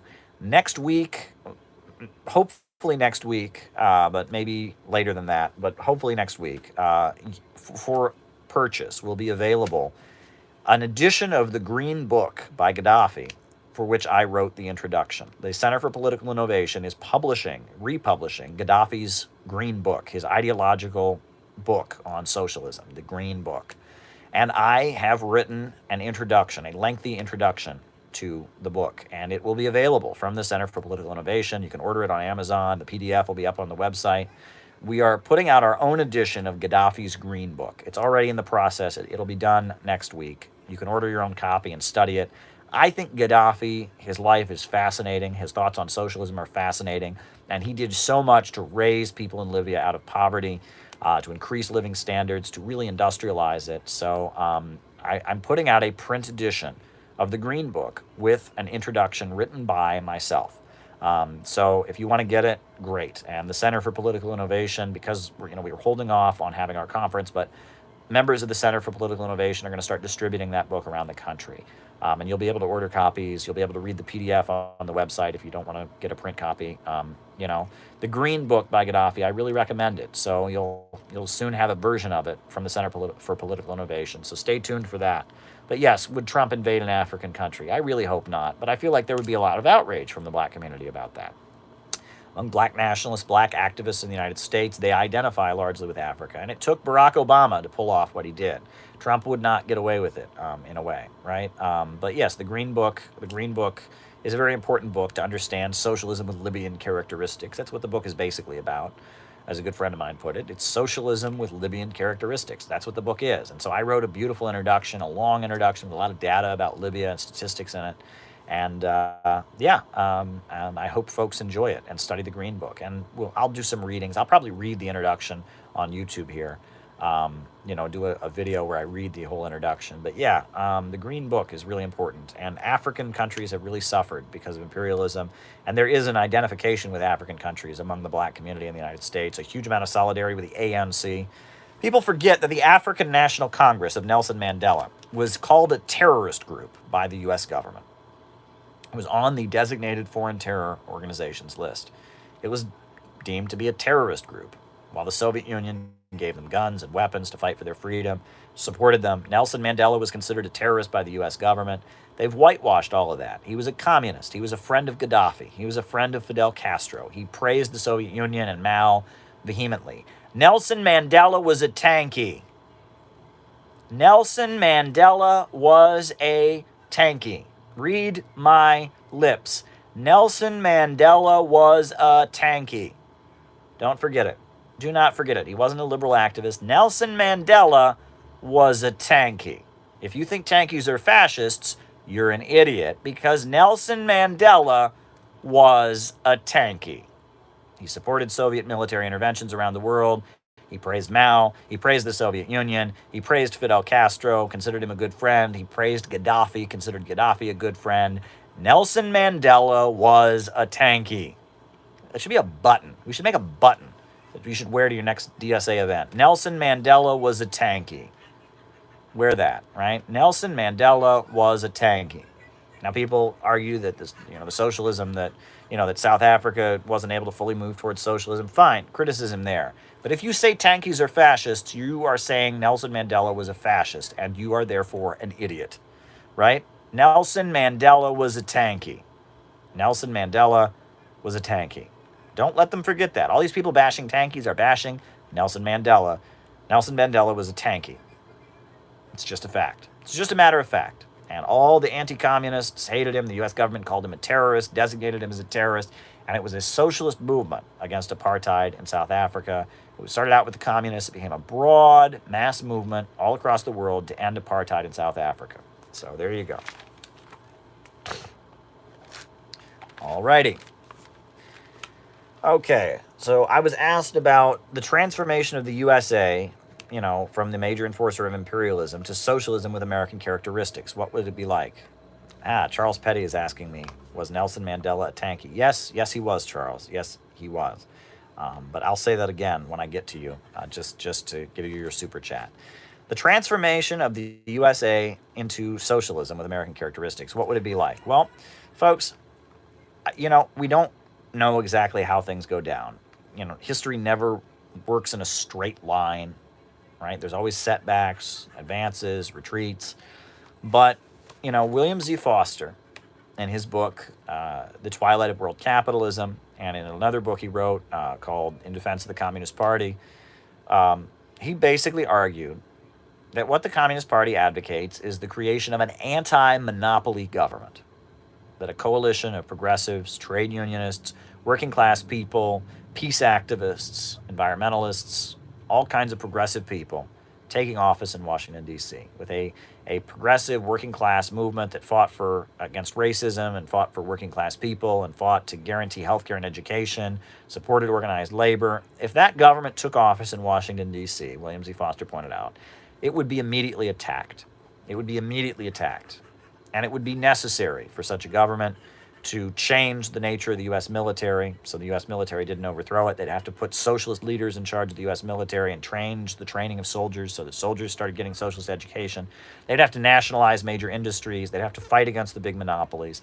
That if a progressive anti-monopoly government took power in Washington, D.C., it would have two choices: move towards socialism or be overthrown. And that would just be a reality. Oh, Stephen Gowans. All right. Stephen Gowans, written it down. That if an anti-monopoly government took power in Washington, D.C., a genuine progressive government, not a Marxist government, but a progressive government, socialist, progressive, a government that worked against the big monopolies, took power. If that happened, right, if that were to take place, that government would have to move towards socialism, and that the Communist Party would become an essential part of the coalition that supported such a government. And it may be like Spain, where that government would have to take up arms to defend itself from an insurgency by the right wing, from attempted military coups. It would have to be like Lincoln, who would have to defend, what was gained at the ballot box with arms, right? It may get to that. But yes, that communists favor a peaceful transition, the election of an anti-monopoly government. But that anti-monopoly government may have to defend itself from those who don't believe in democracy. And we know that. The libertarians, the right-wingers, the conservatives, they don't believe in democracy. They believe in capitalism. Democracy is a useful shell for the moment, but they would much rather prefer a brutal military dictatorship like Pinochet than socialism, right? They share helicopter memes. They would rather see millions of Americans dead in concentration camps than see workers taking power. And they would abolish democracy. They would work to abolish democracy in the context of workers in the United States organizing and coming to power. They would. You know that they would. So we favor an anti-monopoly government, a progressive, anti-imperialist anti-monopoly, anti-war government taking power. And if that happened, it would need to move towards socialism. The military would have to change. The government would have to change. It would have to start nationalizing industries. It would have to change the educational system. It would have to dramatically change things in order to stay in power. And that would necessitate moving towards socialism. So there you go. I hope that answers your question. Okay. The Shining Path. I don't have a very positive opinion of the Shining Path. I'll be honest. I just don't have a very positive opinion of them. This is this group in Peru, calls themselves Marxist, Leninist, Maoists. And at the time the Soviet Union was falling, they were starting to emerge because, they were kind of a different trend. The global communist movement was in crisis. So they were emerging, and they recruited a lot of peasants. Fighting for peasants is a good thing. Organizing the workers and the indigenous populations of Peru, I'm for that. But I don't understand. I'm sorry. Can someone repeat that super chat that just went by? I don't want to miss it. It went by really fast. He said, "I don't understand." So let me go over it. Understand how China is able to characterize its socialism when the workers don't own the means of production. Okay. All right. China as socialist. It's good. China as socialist. We'll talk about that. I actually have some material I'd like to read you. Okay. Cool. All right. So the Shining Path. They bombed the Chinese embassy. They killed other communists in the Communist Party and different socialist groups. They murder other communists and leftists.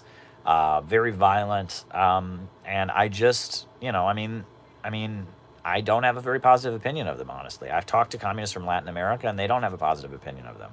The Shining Path, it doesn't look good to people. It looks a little bit, apocalyptic. It looks a little bit like some kind of death cult or something. Kind of crazed peasant Jacobinism, Pol Pot. I'm sure that there are progressive things they did. I've seen the videos of the women in the prisons marching, and the peasants of Peru have been very badly treated. We know that in response to the Shining Path uprising, Peru moved toward a fascist dictatorship, right? They set up the Fujimori police state was set up, but ultimately, nowadays, you need to organize factory workers. You need to organize broad sectors of society. You need to build coalitions of leftists. And this notion you're going to go it alone, wage some kind of peasant civil war like Mao did in China in the 1920s and 30s. No. They seized a lot of territory really quickly. They did some amazing things, but then all that it took to destroy them was their leader got captured, right? Gonzalo got captured, and then it was over. It's over. Right? Well, that's pretty weak. There's, you cut off the head and the snake dies. That's not good. And the group always was a little bit too violent, I think. It's one thing to wage armed struggle to defend your community when you're under attack, but really fetishizing armed struggle. You read about how they executed dogs to threaten people. They killed dogs and hung them in front of people's houses as a threat. That's kind of sick. I'm not in PETA or anything. I eat meat, but it's there's something kind of demented about that. The cutting people's heads off, executing people via beheading, and there's some things about Shining Path. You get the idea this is some kind of weird, utopian cult or something. Other communists in Peru hate the Shining Path. I'll just be real. They're terrified of them. They murder other communists. I'm not a fan. Not a fan of the Shining Path. Did they do good things? Probably. But I look at them, this idea that they're the one true revolutionary group, all the other groups are revisionist, but this group they're good. And really? Really? There you go. The USA certainly had no right to intervene in Peruvian politics against them. I don't know who Gillo Pontecorvo is. I get people asking me about random intellectuals I've never heard of. I want to give you answers on here, folks. I want to give you answers. But if you just say, what are your thoughts on someone I've never heard of, I'm not going to be able to give you a good answer. And I apologize for that. I know that person probably is really interested in that name they just raised. I don't know that name. I know a lot of different stuff about communism, but you just threw a name at me I don't know, and I can't give you an answer. And I hope you don't feel like your money was wasted there on the super chat, right? I feel kind of bad about that. I don't know who that person is. I know who a lot of people are. I know a lot about the Shining Path. I know a lot about Nelson Mandela, and I know a lot about all kinds of things, but, I'll just be honest. I'll just be honest with you. I don't know that name you just mentioned. I don't know the name. And so if you just say, who is this? Oh, he's the guy who directed Burn by Marlon Brando. Well, that's a great movie. I've seen Burn. It's a great movie. I really like that movie. It's about anti-imperialism, about an island that wins its independence from the Spanish and the British, or the new colonizers, and it's a great movie. It's a movie about anti-imperialism and the national democratic revolution leading to an anti-colonial revolution and anti-imperialism. I mean, it's about Vietnam. It's a great movie. Marlon Brando said it was his best movie. I like Burn. I recommend the movie Burn. It's about anti-imperialism and the colonized people fighting for their independence. Um, and one thing about Burn is, in addition to being okay, FARC. All right, FARC. Wrote it down. One thing about Burn that I particularly liked was the theme song of Burn. The music was written by the guy who it was a guy who wrote film scores. He was the guy who wrote the film score to The Good, the Bad, and the Ugly, and he wrote this beautiful theme song for the movie Burn that really kind of expresses anti-imperialist sentiments. I mean, it's about colonized people and people that have been enslaved on an island fighting for their national liberation. Beautiful movie. Beautiful movie. Okay, alrighty. Radio Free Europe is reviving the memory of Nazi fighters. Are you surprised? Right? I mean, that's been the narrative. I mean, that's Timothy Snyder of Yale. He wrote a whole book about, sure, Nazis were bad in World War II. They weren't as bad as the communists. That's Bloodlands. That's his book. That's the whole message of the book, right? And Dr. Grover Furr has written a good book dissecting it point by point, showing things about it that are not accurate. And that's been the message of U.S. foreign policy. In Poland, they're tearing down World War II memorials. In Ukraine, the Kiev government has been really, really, trying to erode the memory. And Radio Free Europe. And I mean, all across Eastern Europe, the United States aligns with Nazi admirers, Nazi sympathizers. It's awful. It is awful what's been going on. And no one, and that's weird. And then somehow they turn this around to if you are opposed to all of this, if you defend Russia's role in defeating the Nazis, somehow you're a Nazi yourself. What sense does that make? I swear, there's this whole campaign that anyone who doesn't go along with this glorification of Nazism in Eastern Europe, if you're a leftist who sticks up for the actual history of the Second World War and the heroic role that the Soviet Union played, and you do that and you're a leftist, suddenly you're a Nazi. How does that work? I don't know. They've invented this whole thing about Nazbols and Strasserites and Red Browns, and somehow being against the Nazis makes you a Nazi.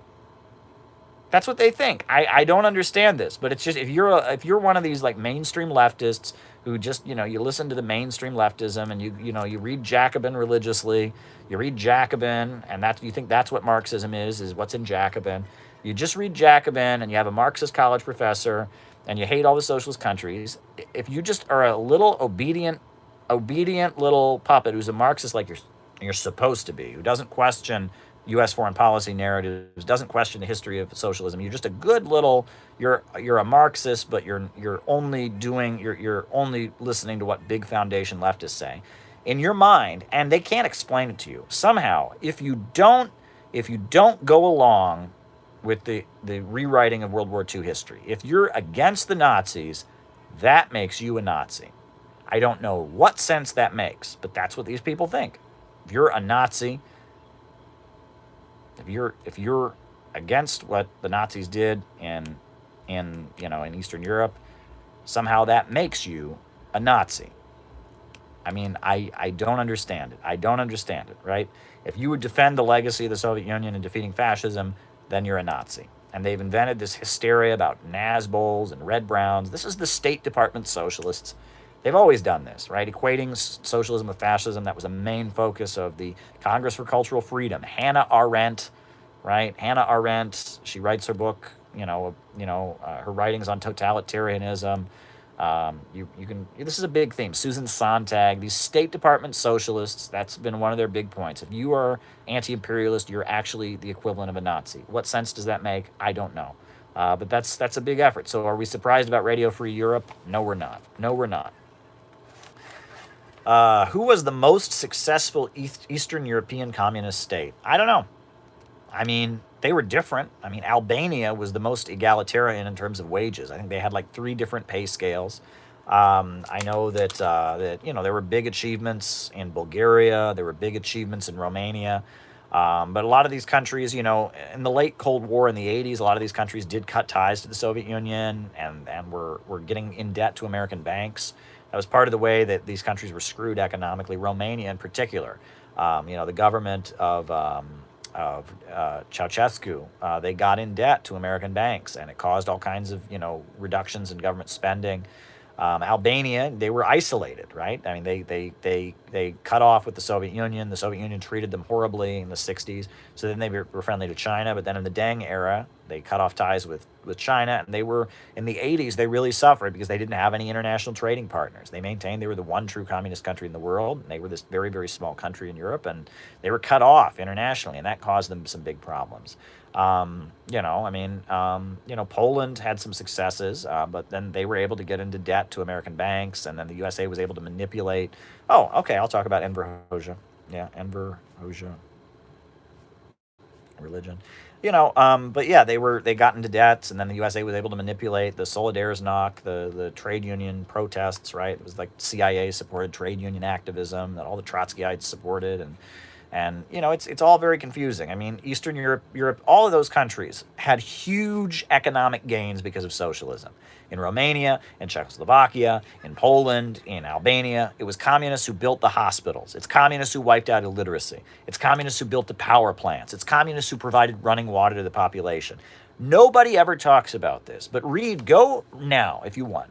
Go read the country studies published by the U.S. Library of Congress. They have a country study on all of those countries. In the 80s, they started publishing country studies on Lithuania and Romania, on different countries, Bulgaria, Poland, and read the economic data. Who wiped out illiteracy in those countries? Communists. Who built the power plants in those countries? Communists. Who provided universal running water in those countries? The communists. You can read the statistics about how many universities these countries had before communism and how many they had after communism. U.S. government data is the biggest argument in favor of communists in Eastern Europe I've ever read. And I've cited it many times when it comes to Poland, when it comes to different countries. Read it for yourself. The economic statistics show that the rise of socialism in Eastern Europe had tremendous economic advances for the population.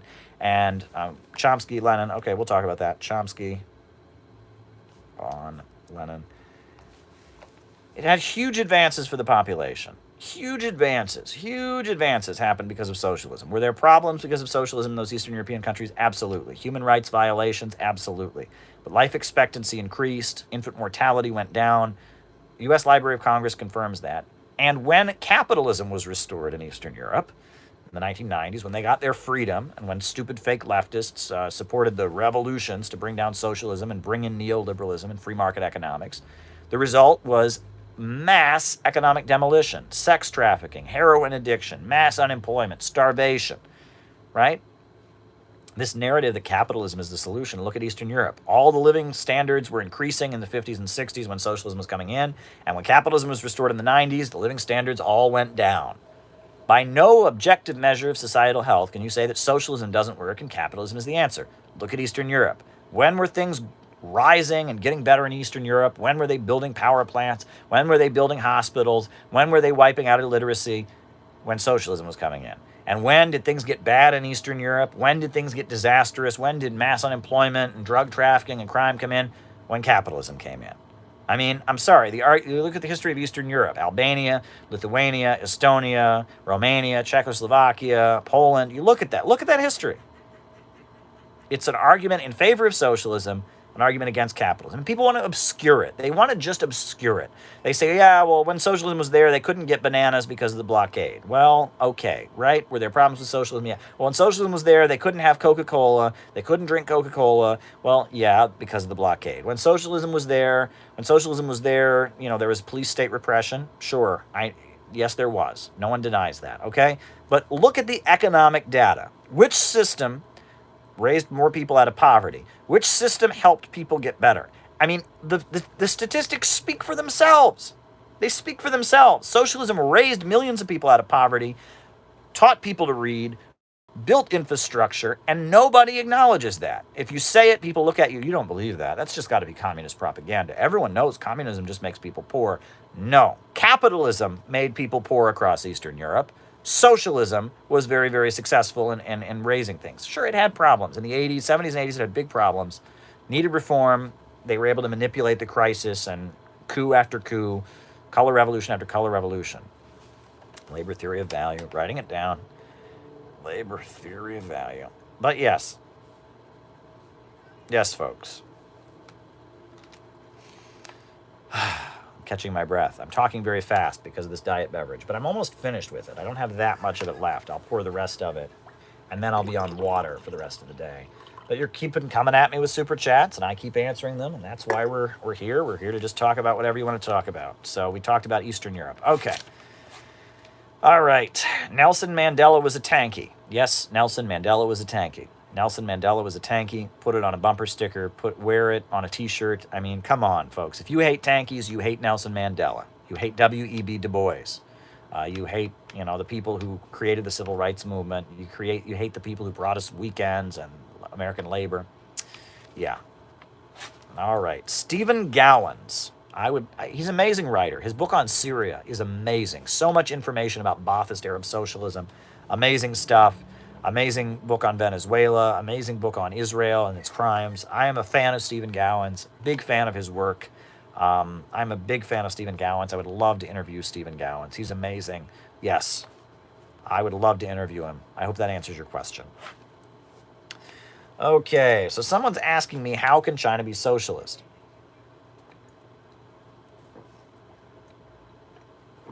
And they're saying that China can't be socialist because the workers don't control the means of production. Well, first of all, right, so in a country with how many, like over 1 billion people, how would the workers control the means of production? Now you're saying, I'm suppose you think that like every factory should be autonomous and sell its goods independently. You're advocating for maybe anarcho-syndicalism.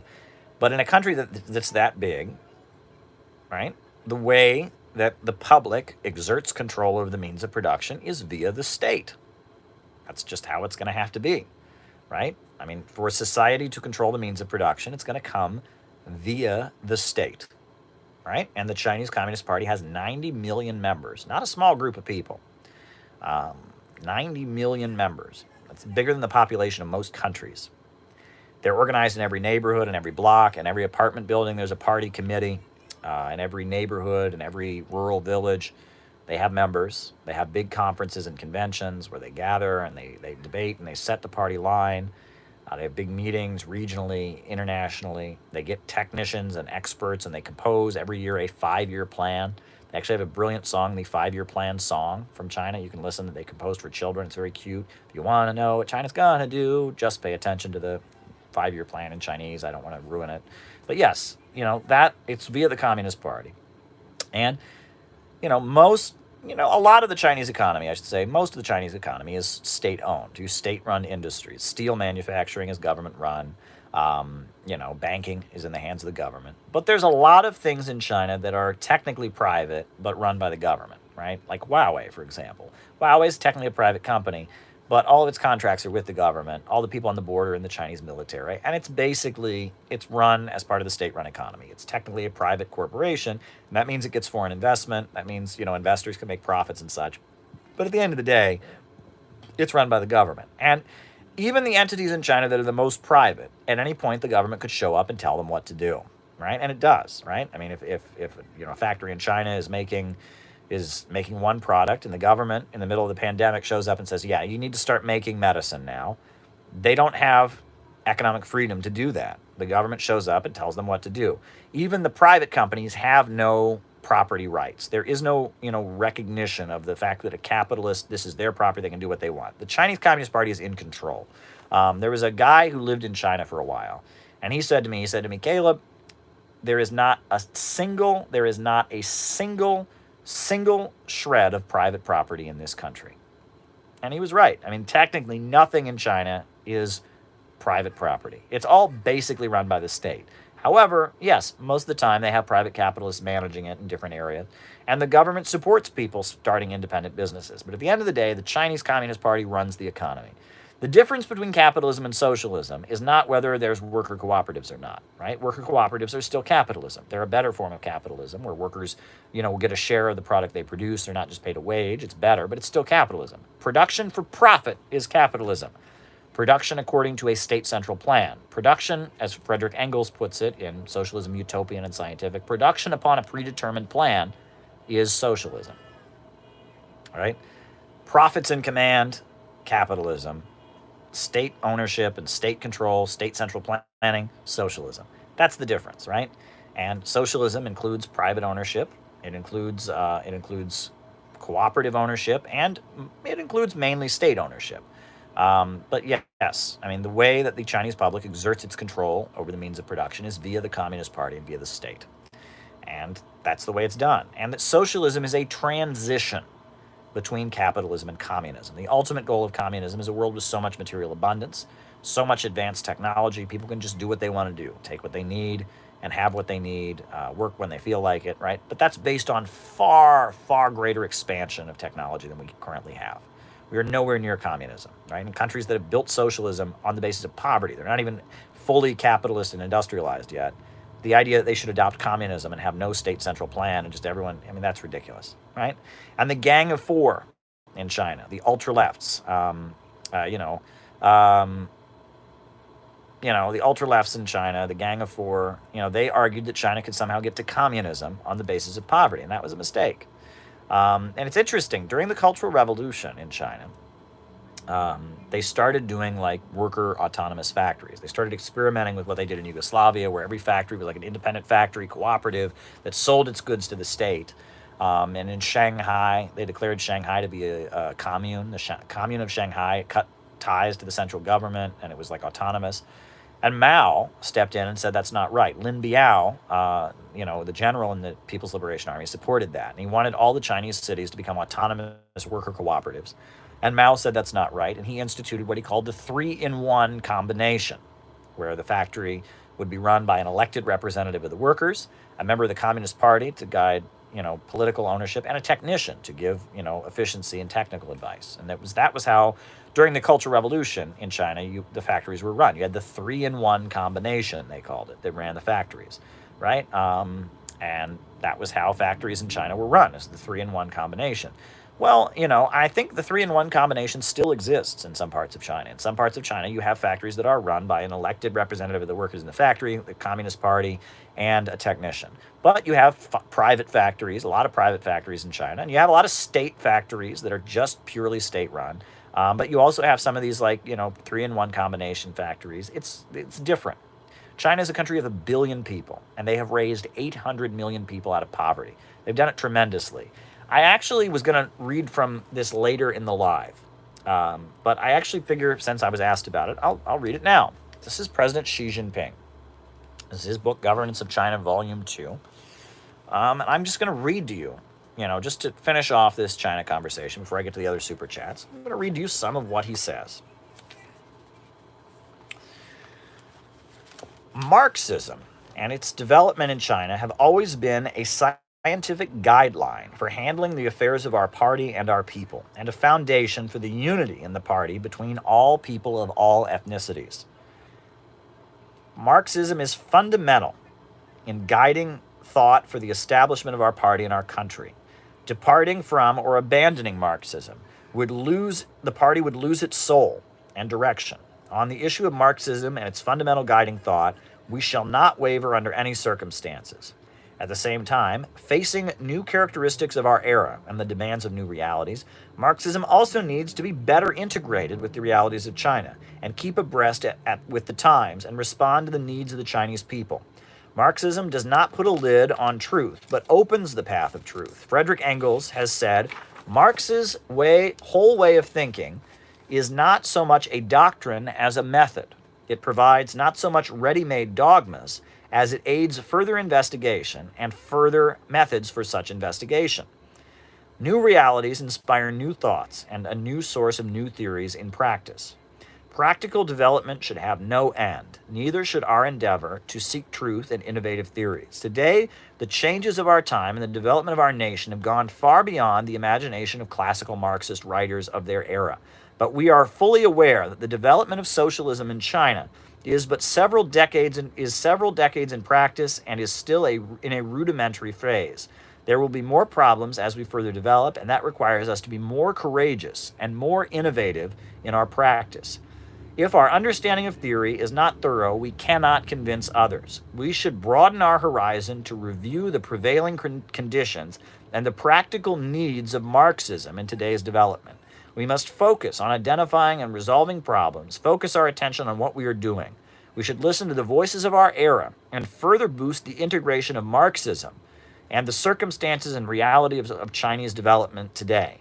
We should be open to a new chapter. We should open a new chapter of Marxism in the 21st century and allow it to shine brighter in modern China.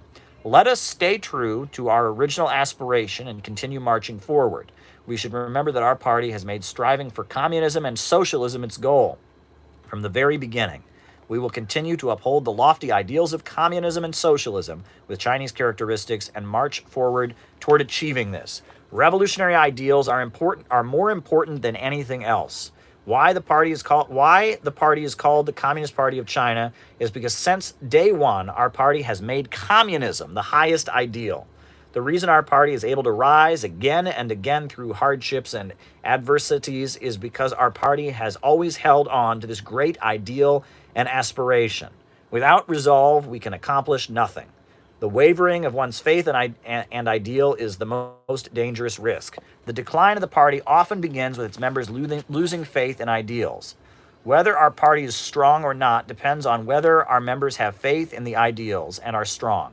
In the past 95 years, communist ideals have encouraged one generation of communists after another to work hard, and many have even lost their lives in the process. Let them cut off my head. I will not abandon my faith. Our enemies can take our lives, but they cannot take our faith away. The lines from our fighters express the commitment and loyalty of communists to their faith. The light of our ideal will not go out, and the light of our faith will not go out. Bearing in mind that the faith of our revolutionary martyrs, we will never forget the ideals they fought for and lost their lives for. Ideals should be lofty. Faith requires commitment. We should see ideals and faith education as strategic tasks in maintaining the commitment of the to pursue our ideals. Party members should be loyal followers and practitioners of the ideals of communism and of a socialist society with Chinese characteristics and play a leading role in the building of a moderately prosperous society and the rejuvenation of the Chinese nation. Only when we thoroughly understand the theory will we be loyal politically. Strong faith should be the foundation of a comprehensive understanding of Marxism and its historical rules. All party members should study in depth Marxism, Leninism, Mao Zedong thought, Deng Xiaoping theory, the theory of the three represents, and scientific outlook on development, and the new theories of the 18th Congress of the Chinese Communist Party. We should continuously upgrade our understanding of Marxism and maintain steadfast pursuit of great ideals and goals. We should educate all party members and officials in turn that we have to learn a force politically and ethically to cultivate ourselves. We should earnestly study, understand, and believe these theories and put them into good use. We should not be conceited or impetuous when we have won success and not waver or give up in times of adversity. We should stand fast and hold on to the great ideas that promote the progress of human society and the realization of human ideals. Wow. If there's any doubt in your mind that President Xi Jinping is a communist, it should immediately go away. There is an entire section of this book. There is a section of this book that is themed Socialism with Chinese Characteristics and the Chinese Dream. The next section is called A Moderately Prosperous Society in All Respects. Xi Jinping is a communist. Fidel Castro said that Xi Jinping is one of the most brilliant communist organizers he ever met. One of Fidel's last columns, he gives a full-on 100% endorsement to Xi Jinping. Xi Jinping is a communist. Xi Jinping is a communist. He's a Marxist with every bone in his body. He is an inheritor of the Chinese Communist Party and its history and its traditions. There is no doubt in my mind. But if you think that Marxism is about Adorno and freedom, and it's just a question of wanting intellectuals to not feel stifled, and it's Marxism is an expression of your individuality, and it's against Cold War conformity, and it's about using drugs, and sure, you're not going to like Xi Jinping, but if you are an actual Marxist who understands economics, if you understand historical progress, historical materialism, dialectical materialism, you'll understand that maybe you don't agree with everything she says, which is fine. I know a lot of communists who are critical of China. Xi Jinping is a communist. With every bone in his body, he is an inheritor of the revolutionary traditions. He is leading China down the path towards socialism, and he's doing it his own way. But there you go. So I figured I'd read that in response to the question on China. All right. The next question was about the FARC. Right? Well, see, here's the thing. All right. So the FARC is, it started out as the armed wing of the Communist Party of Colombia. It started out in the 1930s. It's been around a long time. But in the 1930s, in Colombia, you had, peasants that were being badly treated, people were being repressed, and it was actually, there were a lot of priests who were involved in the founding of the FARC. And they were communists. They were fighting for the working class. And they built a popular front. They organized. They were they were fighting for the working class. They were anti-fascist. They were the armed wing of the Communist Party of Colombia. And, when communists are surrounded, then just like in China, they were facing brutal dictatorship. They had to fight for their lives. There were times where they laid down their arms and joined the government. And, there was military dictatorships set up in the 60s and 70s and 80s, so they had no choice but to fight. And just like communists in Nicaragua, communists in Cuba, communists all over the world, when they're facing brutal military dictatorships and they're going to be killed, in the countryside, they organize. I mean, that was what the FARC started out as, and it was for many, many years. And so this notion that the FARC has always just been this rotten group, no, the FARC fought for the working class, it fought for the peasants, it was aligned with the Communist Party that built underground trade unions in the cities. That's what the FARC was, the Revolutionary Armed Forces of Colombia. And even today, it's kind of a united front, but that's another story. But anyway, in Latin America in the 90s, in the early 90s, there was a big shift in how communists operated because the Soviet Union collapsed. All right, so the Soviet Union collapsed. Most of Latin America in the 70s and 80s was military dictatorships. In Colombia, in Peru, in all kinds of Venezuela, Bolivia. It was military dictatorships in Latin America, just straight up military dictatorships. The reason those military dictatorships were there was because the USA wanted authoritarian, autocratic regimes to be a barrier against communism, right? And the USA supported all these military juntas, these military governments, Brazil especially, right? That would be a barrier against communism, right? And these military regimes, if you're going to have a Bonapartist military state, you have to benefit a section of the population, right? South Korea is a great example. South Korea was a brutal military dictatorship, but under the South Korean military dictatorship, they brought, industrialization to the cities and rapidly raised living standards. They were brutal to the communists. If you're going to maintain a brutal military dictatorship, you have to hand out some crumbs to people. You have to create a middle class that will support the dictatorship. And that's what they did. In a lot of Latin American countries, Chile and Peru and many countries, you had a brutal military dictatorship that had like an urban middle class that it gave stuff to. And those folks were loyal to the dictatorship. And then it was brutal to the peasants, brutal to darker-skinned workers, etc. But that's how it works. And that was expensive because the United States had to, kind of hand out some goods and let these countries have their own industries and let these countries do things that would make them strong military dictatorships against the communists. The Soviet Union fell. So when the Soviet Union fell, that changed, right? When you had brutal military juntas, communists couldn't organize in the cities. They'd be killed, right? In a lot of these Latin American countries, if you handed out communist literature, the secret police would show up and your dead body would be found in the streets the next day. Or they'd torture you. Or, it was like in Chile under Pinochet, for example. Communists, they had to they would drop leaflets from the tops of buildings and stuff like that. And they would tie them on a string with a candle to make sure that they were far away from the building by the time the leaflets fell.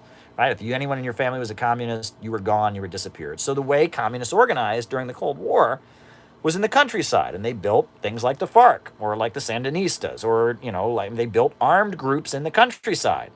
That's what they did, right? And the FARC wasn't the only one. There was I think it was the May 15th Revolutionary Group in Colombia. There were actually a lot of different. There was the National Liberation Army of Colombia. There's a lot of different communist armed guerrilla groups in Colombia and in all across Latin America. And they had to do that. They couldn't organize peacefully. They had no role in the government. They were brutally repressed and being tortured. So to defend themselves, and they retreated to the countryside and they built armed groups and they seized liberated territory and they waged, people's war, like Che Guevara, like Mao Zedong. They had to do that. They had no choice, and that's what they did. The fall of the Soviet Union changed that.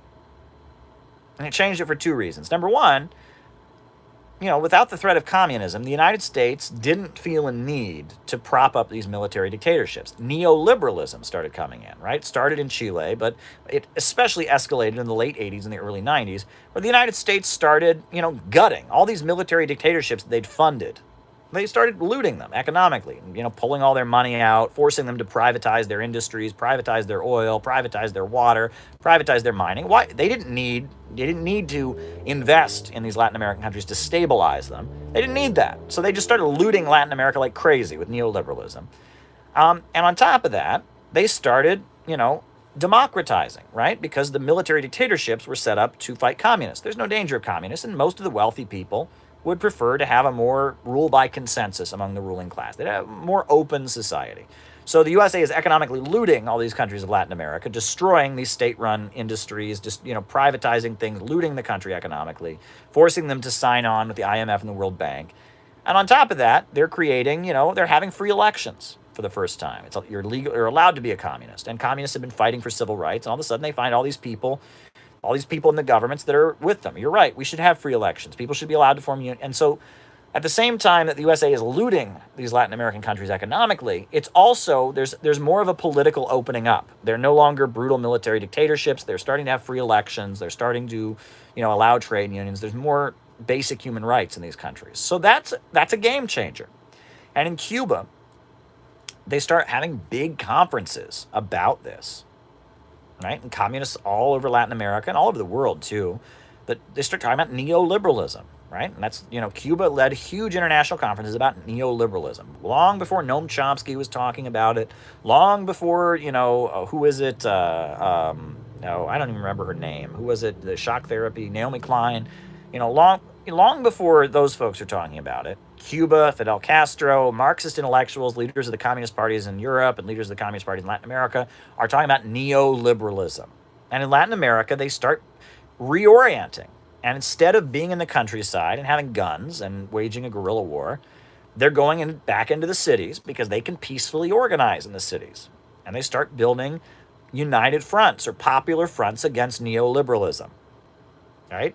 And in Venezuela, you had the Caracazo, right? When they tried to destroy the public transportation system in Venezuela, raise the prices, there's a huge explosion. And the communists are out in the streets with Catholic priests, with all kinds of people, trade unions, and there's huge explosions of popular power. Hugo Chavez becomes the well-known, he's not a communist at that point. He says he's for neither capitalism or socialism. He's for the third way. But he's leading this mass movement of people that are opposed to cuts in public spending. Right? And in Bolivia, you have the water protests for the water rights. You have miners in Bolivia going on strike. And you have this uprising, this popular front against neoliberalism that communists are at the center of. And so the communists are changing their strategy. They're not in the countryside waging guerrilla warfare. They're instead in the cities. And in the cities, they're organizing. They're at the centers of big coalitions with all kinds of different people to fight neoliberalism, to fight for the working class. And they can do it because these governments, they're having free elections. It's not a military dictatorship anymore. So in that situation, in, I believe, 1993, the Communist Party of Colombia voted to adopt that strategy. They said, we're no longer going to be waging this guerrilla war. Instead, we're going to be trying to build a popular front in the cities.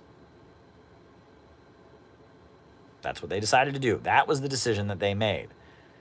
And when they made that decision, the FARC did not obey it. And the FARC cut its ties with the Communist Party of Colombia. And at that point, Cuba stopped giving weapons to the FARC. And Cuba stopped supporting the FARC because the Communist Party of Colombia had voted to change its strategy. And the FARC continued it. Mao Zedong said the party must control the gun The gun must never control the party. And Mao was right. If the gun controls the party, at that point, you're thugs, you're criminals. But when the party controls the gun, you're a political group that's engaging in armed struggle. And that's what happened, right? Is that it was possible in Colombia to have a peaceful road to socialism. It was possible. The Communist Party made a decision to move in that direction, and the FARC continued waging armed struggle regardless of what the party wanted. So that's where I'm critical of the FARC. And I support the peace process. I don't think FARC people should be imprisoned. I know there's been brutal retaliation against them. And look, I'm not saying, I'm saying that the FARC, the reason that Cuba cut its ties with the FARC was because they continued armed struggle at a time where most Colombian communists felt it wasn't necessary. Now, the Cuban Communist Party, or the Colombian, the Communist Party, they felt it wasn't necessary. But there are other people in Colombia who felt it was. Okay, I'm not in Colombia. People have shown me some stuff showing me that, like, well, maybe it was necessary. Okay, I don't know enough to tell you what side I'm on, whatever, okay? But I'm telling you that is the criticism of the FARC. And that's what most communist parties around the world don't support the FARC. I'm just telling you that's a fact. The reason that most communist parties around the world don't support the FARC is because of this. When they cut their ties with the Communist Party, Fidel Castro was very critical of them. He wrote really big criticisms of the FARC, which you can read. And, I know things are difficult. I'm not in Colombia. I know there's paramilitaries there. I'm just telling you, that is is Castro the brain of the century? No, I mean, he's an important leader of Cuba, but, but yeah, I mean, Fidel Castro, he was critical, and his feeling was, and that's the truth, is that Marxists don't believe in violence for violence sake. Marxists believe in self-defense. They prefer a peaceful transition. They prefer, coming to power through elections. They prefer a democratic, peaceful transition towards socialism. Always have. Scientific Marxists have always favored a peaceful transition to socialism. And the FARC, seems to be committed to armed struggle. And that's the deal. So I hope that answers your question. Did Enver Hoxha ban religion? Yes, Enver Hoxha did. And if you read about it, the reason for that is that Albania is a very small country, and it was divided between Muslims and Christians, and that those ethnic divisions were the basis for the imperialists keeping Albanians divided and keeping them oppressed and colonized. And so the feeling was, not in the 50s, but in the 60s, when China had the Cultural Revolution, Albania was aligned with China. And they had their Cultural Revolution of their own. They destroyed all the mosques in the country. They destroyed all the churches in the country. They banned, it was illegal to have the Quran. It was illegal to have the Bible. They became the only atheist state in the world. Most socialist countries are, they have the separation of church and state. Even though the Communist Party, promotes atheism, they are, separation of church and state. Albania became the only country in the world to promote atheism, to have atheism as the state religion, which is interesting. Somebody just sent me a super chat. Let me write it down. What was it? I don't want to miss it. It was EE Camp, but it went by too fast. What was the super chat? What was the super chat that went by? Someone repeat it to me so I don't miss it. Because I want people to, if they give a super chat, they should get an answer. So, what is the super chat? What is the super chat? Lenin and Stalin being sent to secret police to meet each other there. I don't know what that means. I'll write this down. Lenin and Stalin, secret police.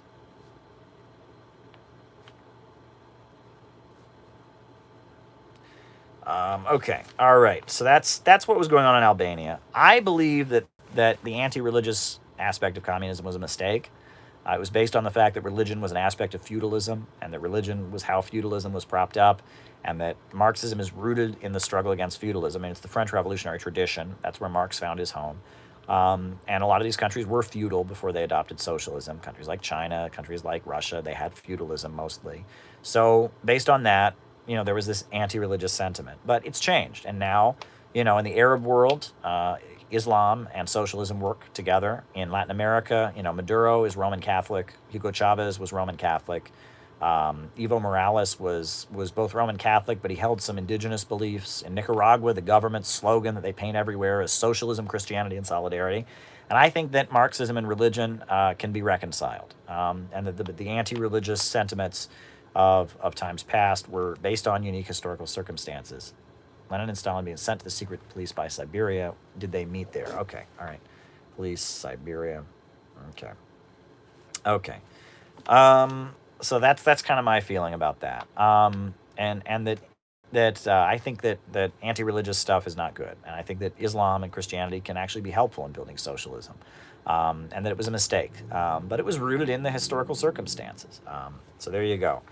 Okay, Chomsky on Lenin. Yeah, there's a video that goes around of Noam Chomsky explaining that Lenin, was not, and that anarcho-syndicalism is the way. Here's the thing about Noam Chomsky, okay? And I mean, I learned a lot from Noam Chomsky. I read his books. They were the only thing that was really critical of U.S. foreign policy that was around when I was a kid that I could find at like libraries and stuff. That was around at the time of 9/11. I read 9/11. I read Power and Terror by Noam Chomsky, and I mean, he's a left-wing intellectual. He calls himself an anarchist, right? And he invokes anarchist intellectuals and anarcho-syndicalism, but he's a social democrat. He says to vote for the Democrats. He advocates gradual, free healthcare and stuff. He's a social democrat. The anarchism makes him look like he's more radical. It's a way to improve his image. And in that video, he says things like, so-and-so was the head of the entire Marxist movement. And you watch that video, there's a lot of fronting. There's a lot of bluffs, right? Rosa Luxemburg and, Lenin's not a real Marxist. I've studied all these names you've never heard of, dumb audience. And there's a lot of bluffing going on. A lot of bluffing, right? The Soviet Union, you're right. It adopted a very autocratic model. I mean, it was a very authoritarian model, and in order to maintain socialism, but that was because they were invaded and attacked, and they didn't want that. That didn't make it good. They didn't want that. They preferred to be more open and democratic. I talked about that, but they were forced into a situation where they had to move in that direction, and that's unfortunate.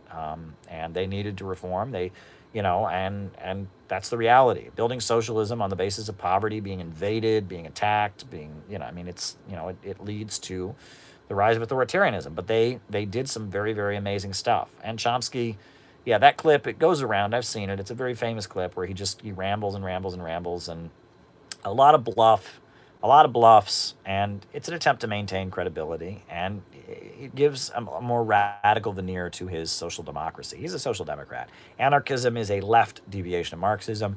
What Chomsky advocates is a right deviation of Marxism. He's a social democrat. He's not an anarchist. That's just a way to sound more radical, in my view. It's good marketing. It sells his books more, especially to punk rock era. That was who was reading Chomsky. Chomsky, he was known in the 1960s as kind of a left-wing voice, but it was really in the 80s that Noam Chomsky was people that were protesting in the 80s, punk rock kids and hipster, the beginnings of hipster stuff, right? It was that, those are the kind of folks that read Noam Chomsky. You can watch, after 9/11, there's an interview with Noam Chomsky did with Bill Maher, where he says a lot of young kids are reading Noam Chomsky these days. And, it's you think about Anti-Flag, right? That was a punk band that was around in the Bush years. And, it was kind of they were kind of the, Amy Goodman and, Generation X leftism. He's very old. He's not from that generation, but that's kind of where he was popular. I think there's songs by various emo punk bands like NoFX and stuff where they quote Noam Chomsky, if I'm not mistaken. Alrighty. All right. So Lenin and Stalin, secret police in Siberia. Lenin and Stalin were both Bolsheviks. They were both sent to Siberia numerous times. You can read about that in the book Young Stalin, which I recommend. You get a picture of a young Bolshevik organizer. And yeah, they were sent to Siberia, and it was it wasn't like prison. It was they were in Siberia. They had a little bit of an income. They could live, but they were forced to live in in Siberia. They couldn't be part of Russia. They couldn't go to the parts of Russia that were more prosperous. It was they did that to revolutionaries in Russia. They would exile them to Siberia, and they would escape, right? They would eventually escape. And Lenin and Stalin were both exiled to Siberia. There's actually, you talk about the secret police. What's very interesting is after the Bolshevik Revolution, they opened up the archives, like all the secret papers of the Tsar's government. They revealed, for example, the Sykes-Picot Agreement, which was a secret treaty among the imperialists to divide up the Middle East after World War I. And they revealed this secret treaty that the imperialists had. But another thing they did is they opened up the papers of the secret police.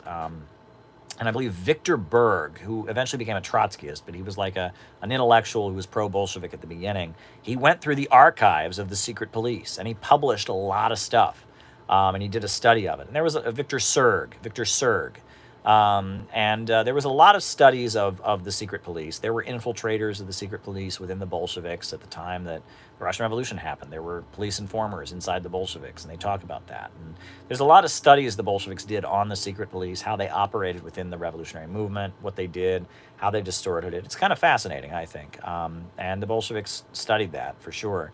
The Tsar's secret police were all over the Bolsheviks, didn't stop the revolution. So there you go.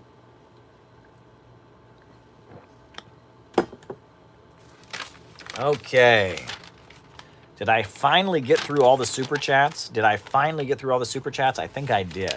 So is there anything I'm missing? Is there anything else people want me to touch on? If not, I want to just present a couple books to you all, a couple literary observations. I want to read to you all a couple things from some books that you might enjoy before I go.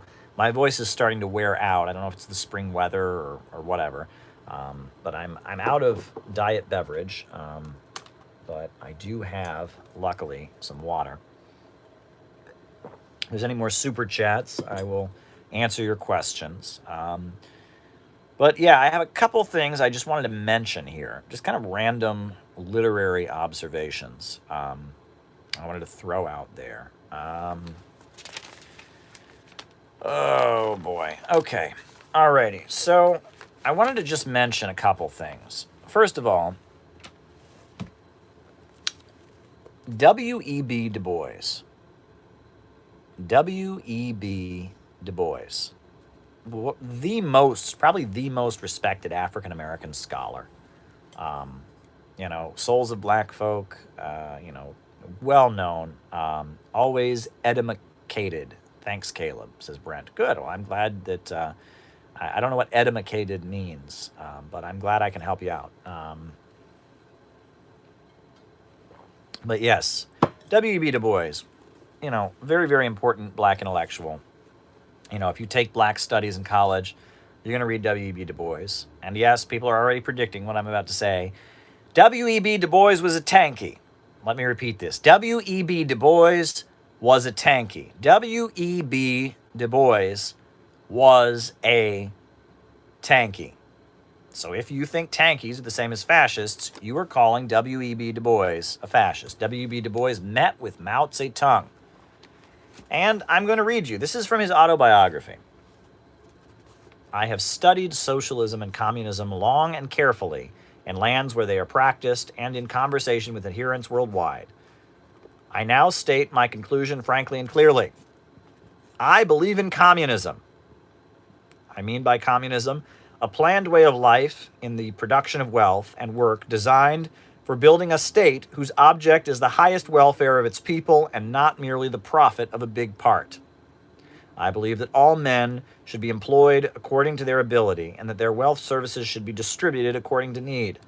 Once I thought that these ends could be attained under capitalism, with the means of production privately owned and used in accordance with free individual initiative. After earnest observation, I now believe that private ownership of capital and free enterprise are leading the world to disaster. I do not believe in a people's capitalism in the United States or anywhere has replaced the ills of private capitalism or shown an answer to socialism. The corporation is but the legal mask behind which the individual owner of wealth hides. Democratic government in the United States has ceased to function. A fourth of adults are disenfranchised. Half the legal voters do not go to the polls. We are ruled by those who own and control the wealth and who, by that power, buy and coerce public opinion. I resent the charge that communism is a conspiracy. Communists often conspire, as do capitalists, but it is false that all communists are criminals and that communism speaks and exists mainly by means of force and fraud. I shall therefore hereafter help the triumph of communism in every honest way. I can, without deceit or by hurt, and in any way possible without war, and with goodwill to all men of all colors, all classes, and creeds.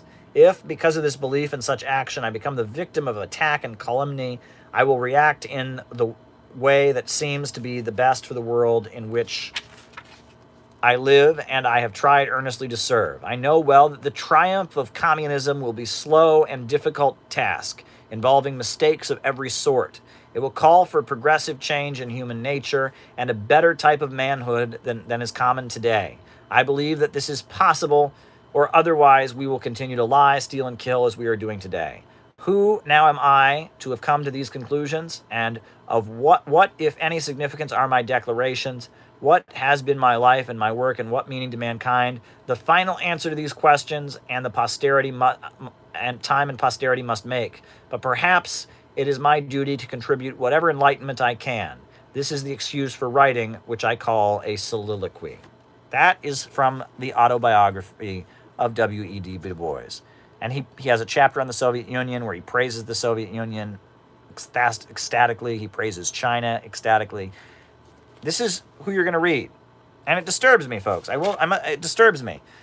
I've had so many people try to tell me the Black Panthers were anarchists. And they say it with this arrogance. The Black Panthers weren't tankies. They had a free breakfast program. They just armed self-defense. They were anarchists. You must be an idiot if you think the Black Panthers were tankies. Well, the Black Panthers waved Mao's red book around. They went to North Korea. They published the writings of Kim Jong-il. You going to debate Bosch? Absolutely. Yeah, I'm waiting for his reply. He told me to direct message him. He direct messaged me. I direct messaged him. Black Panthers were tankies, folks. Angela Davis, right? People are like, Angela Davis is an anarchist. She called for prison abolition. Well, she was the Communist Party USA presidential candidate in 1984. She traveled all over Eastern Europe and met with, Stalinist governments that all you anti-tankies don't like. She praises East Germany in speeches. You can watch speeches she gave in this decade where she denounces, she praises East Germany. Angela Davis is a tankie. Come on, folks. Come on. But W.E.B. Du Bois, read his writings. W.E.B. Du Bois was a tankie. And somebody already mentioned this book in the chat, but I've got The World in Africa by W.E.B. Du Bois. Another tankie book. I'll read you what he wrote in The World in Africa. Again, W.E.B. Du Bois, the most well-respected African-American scholar, the soul of black folk. He wrote, the Soviet Union is surpassing the world in popular and higher education because from the beginning, it started its own complete educational system.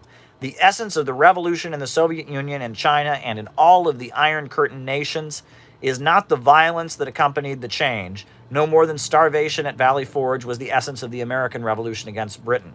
The real revolution is the acceptance on the part of the nation of the fact that hereafter the main object of the nation is the welfare of the mass of people, not of a lucky few. Visit the Soviet Union and visit China. Let your youth learn the Russian and Chinese languages. Stand together with this new world and let the old world perish in its greed or be born again in new hope and promise. Listen to the Hebrew prophet of communism.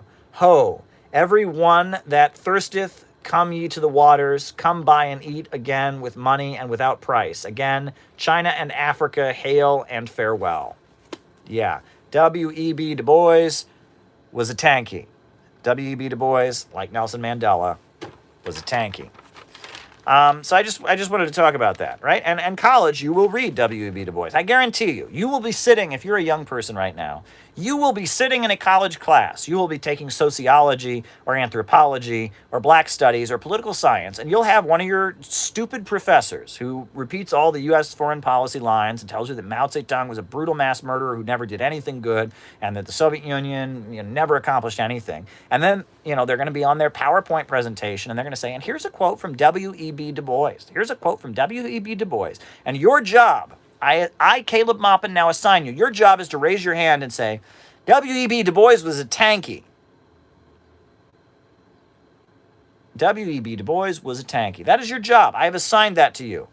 Don't let them get away with this. Don't let them say that only stupid people would defend the Soviet Union and China. China never did anything. Socialism in China was a failure. Communism in China and the Soviet Union was a failure. Don't let them get away with that. And then they put W.E.B. Du Bois on the screen. You have to raise your hand in the back of the class and say, W.E.B. Du Bois loved Stalin. W.E.B. Du Bois loved Mao. W.E.B. Du Bois met with Mao. W.E.B. Du Bois devoted his life to communism and Marxism, Leninism. You have to say it. Don't let the synthetic left, the fake academic left, get away with this. That's my assignment to you. But there you go, folks. There you go. Now,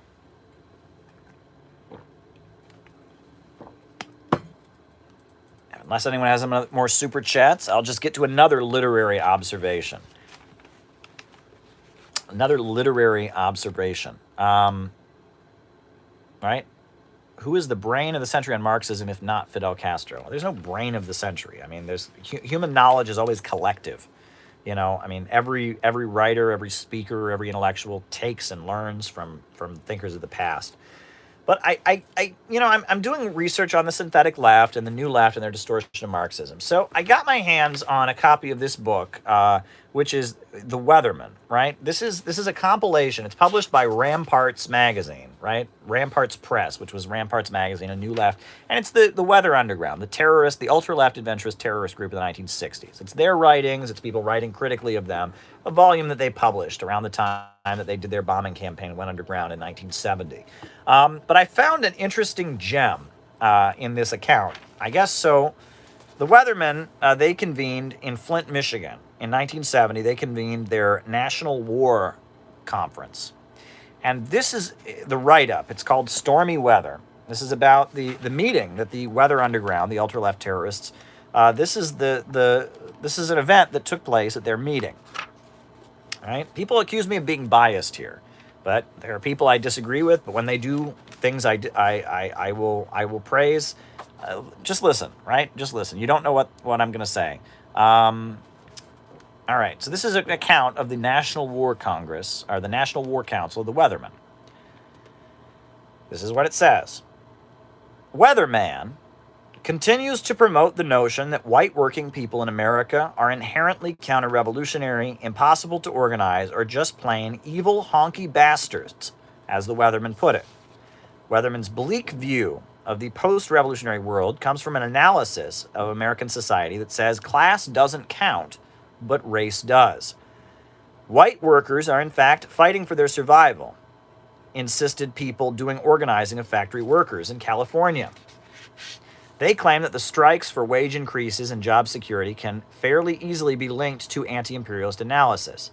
But Weathermen deny that the survival is an issue for white workers. Weatherman leader Howie Mattinger derided white workers for desiring better houses, better food, and better homes, and essentially better lives. And this is what happened at the meeting. Bob Avakian of the Bay Area Revolutionary Union argued that not only do white workers need these things for their survivals, but that black people need them and want them too. Then several black people, Weathermen, who had been brought to the meeting, shouted right on and waved their fists. If you can't understand that white workers are being screwed too, that they are oppressed by capitalism before they are racists, then you just show your class origins, said Avakian. Mattinger shot back, when you try to defend honky workers who just want more privileges from imperialism, that shows your race origins. The Weathermen boiled down to the inevitable race war in America, with very few quote-unquote honkies, except perhaps 400 people in the room and a few street kid gang members who might run with them surviving a Holocaust. The notion is linked to Weathermen's concept of initiating armed struggle now and not wanting to build a mass base of white support. That is, a small but courageous white fighting force will do material damage that will weaken American imperialism while the black liberation movement smashes the imperialist mother effer by itself. Mattinger talked a lot about how the black liberation movement is so far advanced at this point that the only thing left for white revolutionaries to do is to support blacks by fighting cops as a diversionary tactic. So, yeah, the Weathermen convened this public event to promote terrorism and to promote ultra-left adventurism. And Bob Avakian, Bob Avakian went there and called them out on their shit. 1970. Fascinating, right? I don't agree with Bob Avakian on many things. This is pretty cool. I'm glad he did that, right? In the 1960s and 70s, the ultra-left adventurers, Bill Ayers, was from this super wealthy family, the wealthiest family in Chicago, billionaire Bill Ayers, and Bernardine Dorn, and all of them were promoting violence and ultra-left adventurism. Now they promote Barack Obama and the Democrats, but back then they were promoting violence and terrorism and hating on white workers. And Bob Avakian of the RCP showed up and called them out on their shit and said that black people and white people are fighting for better homes, better food, and better houses, and that was a middle class deviation. The hatred for the white working class was a middle class deviation. That's pretty neat. I'm glad Bob Avakian did that. And I mean, I guess in the early years of the RCP, when it was called the RU, they did organize support for oil workers who went on strike in Richmond County, California. That's pretty cool. I think that's pretty neat. I'm for that. So, yeah. I mean, the Weathermen were this ultra-left adventurous group. They promoted drug use. Someone says if it was today, Avakian would be told to check his privilege and stop splaining. Exactly. Right. I mean, there is this idea that the broad masses of the American people are the enemy. And that's nuts. That's an ultra-left deviation. And the Weathermen were all about what we now call identity politics, anti-populism, I mean, this book shows that, there was a current in the United States, the Revolutionary Youth Movement 2, right? The Weathermen called themselves Revolutionary Youth Movement 1, but there was Revolutionary Youth Movement 2 that rejected their shit, their ultra-left adventurous shit, and said that the time had come to organize the workers. Now, it didn't go so well because the U.S. economy was still booming in the 70s. The new communist movement, it's a tragedy. I actually did a video explaining the history of the new communist movement, and I talk about it in the new book as well. And you can study it. It's worth studying. The new communist movement of the 70s, the NCM they call it, is worth studying because they tried to do what you're supposed to do. They understood that the synthetic left was no good, and they spent a decade in factories trying to organize the masses of American people. They had some successes here and there, but overwhelmingly, U.S. imperialism was still booming. There was still a big labor aristocracy in the United States. But now, as the labor aristocracy is being demolished, as wages and living standards in the USA are going down, now the moment is ripe to go and organize the workers of the United States more than ever. I mean, working class people in the United States are mad at capitalism more than ever, and now is the time to do it again, to get to the masses, and it'll work this time. Go to the masses. Don't be an ultra-left adventurer like the Weathermen. Don't be a middle class synthetic leftist. Go to the masses. Get to the masses. Bring socialism to the masses. That's what I'm all about. That's what I'm for. I'm for getting to the masses. I'm not an RCP supporter. I don't agree with them on many things. But, when people do something right, I'm for it. Avakian calling out the Weathermen on their shit, I'm for that. I'm for it. So there you go. What else is on people's minds, folks? Anything you want me to talk about? The clock is ticking. Speak now or forever hold your peace, as they say. It's getting late. I need to go for a run before it's dark. I go run and jog every day. There you go. What else is on people's minds?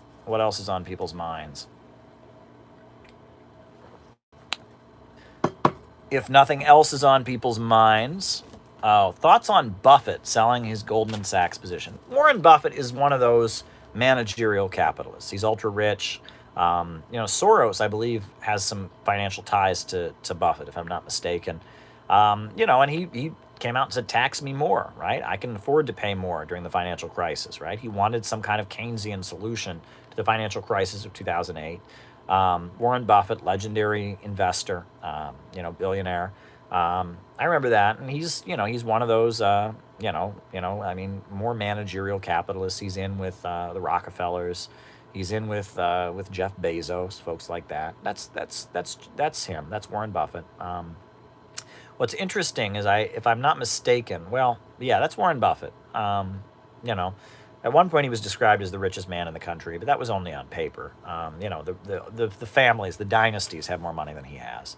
Another book I really want to recommend, if you really want a good book on the history, is Black Radical by Nelson Peary.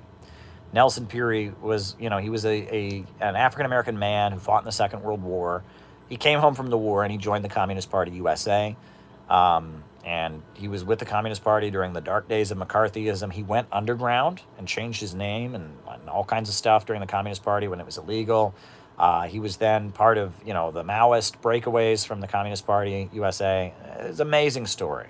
This book, if you want to understand communism and what the Communist Party went through and the rise of the 60s, Black Liberation, the Black Belt South, I really recommend Nelson Peary's memoir, Black Radical. It's very, very, very good. I learned so much from Black Radical. I mean, this is the story of an African-American leader of the Communist Party who became a Maoist, broke away. He eventually set up something called the Communist Labor Party. A very interesting story.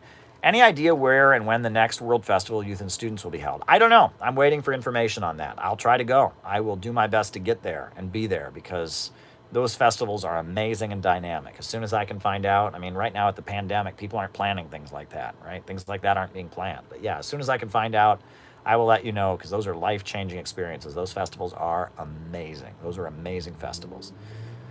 But what else is new, people? What else is new, folks? Do you know why Epstein had a framed photo of Fidel? I don't know. Why did he have a picture of Hillary Clinton or Bill Clinton in a dress? Right? Epstein, that whole thing is very, very weird. Very, very weird. He didn't kill himself. I'll tell you that much. I don't buy. Nobody buys the idea that Epstein killed himself. We've all forgotten about it now. Jeffrey Epstein? Who? What? What is that? We've all forgotten about that. But at the time he died, nobody bought the idea that he killed himself. Everyone looked into it. Some people thought Trump killed him. Some people thought the Clintons killed him. Was it the liberals who killed him? Was it the conservatives who killed him? But nobody thought Epstein, killed himself. He was silenced, right? But yeah, nobody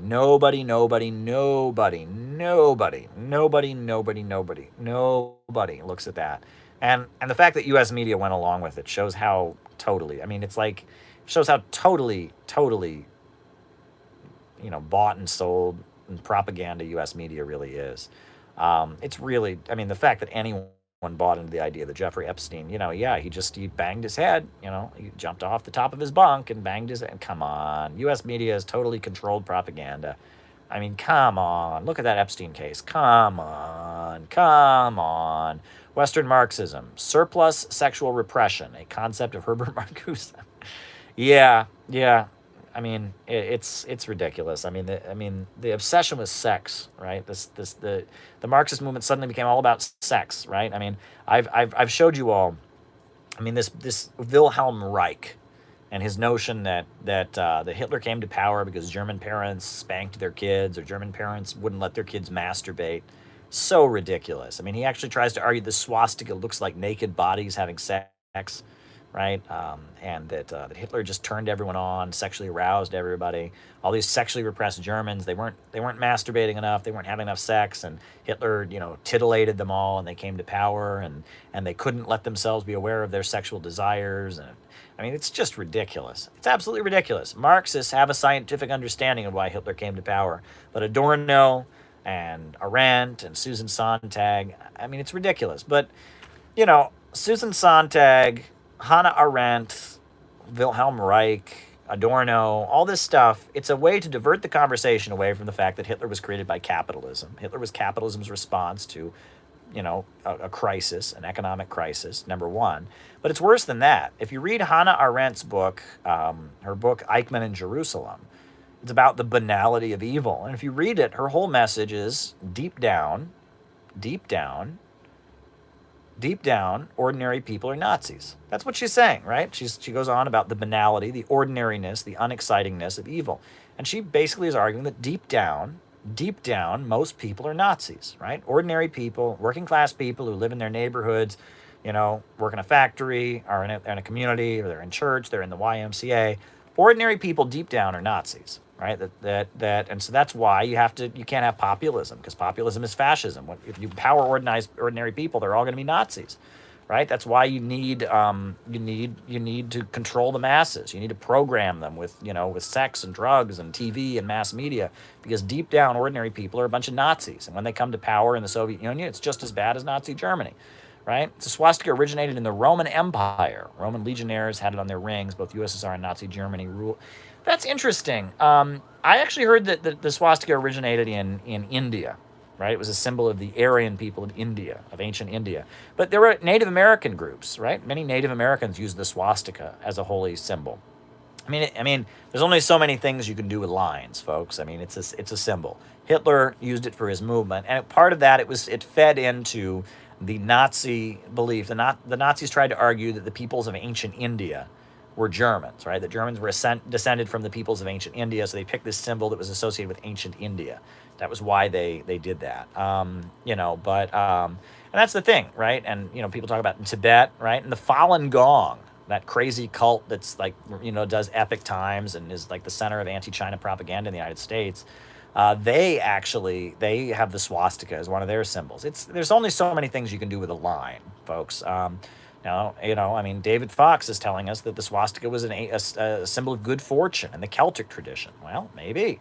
I mean, it's just a symbol, right? I mean, you talk about the Romans, the Roman salute, right? The Heil Hitler salute, that comes from ancient Rome, right? I mean, that was, Awe, Hail Caesar, right? When Romans met each other, they would say, Awe, Hail Caesar, and they would salute like that, right? And that Mussolini had one interpretation of it, and then Hitler had his interpretation, but it's essentially the same salute. It's the Roman salute. Awe, Hail Caesar. And admiration for the Roman Empire was a big part of that. But Hitler also kind of really admired Napoleon, right? And that's why they executed people in Nazi Germany with guillotines, right? Because they thought that he was Napoleon, and he photographed himself next to Napoleon's grave. So it's complicated. These things are complicated, but yeah.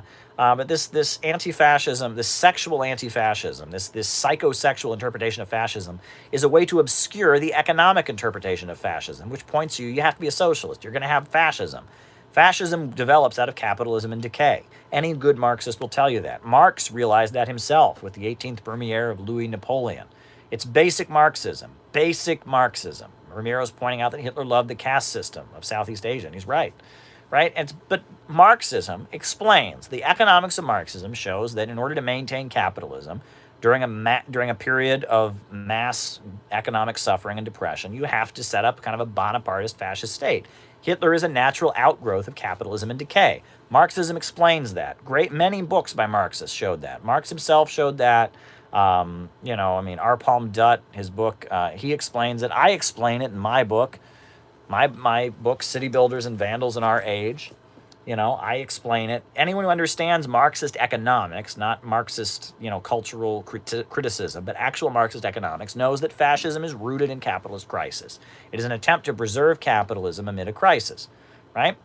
And that the only way to really stop fascism is to have socialism, like Georgy Dimitrov said. We talked about this earlier on the live.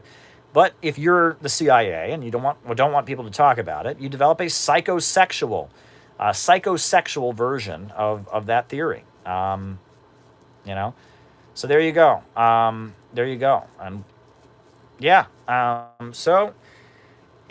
Synthetic left. I'm working on this new book on the synthetic left. It's done. I'm just revising it and editing it. It should be out soon. Next week, we're coming out with a new version of Gaddafi's Green Book. That should be exciting. I plan to present it to you all and do a live presenting the Green Book. And the synthetic left book will be out soon. A whole series of research on that. Very exciting book.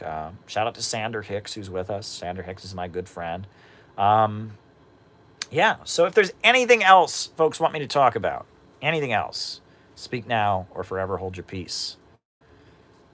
Or hold your peace until my next live, which will probably be like on Monday or Tuesday. But now is the time. I'm going to wrap this up. So let me know what's on your mind.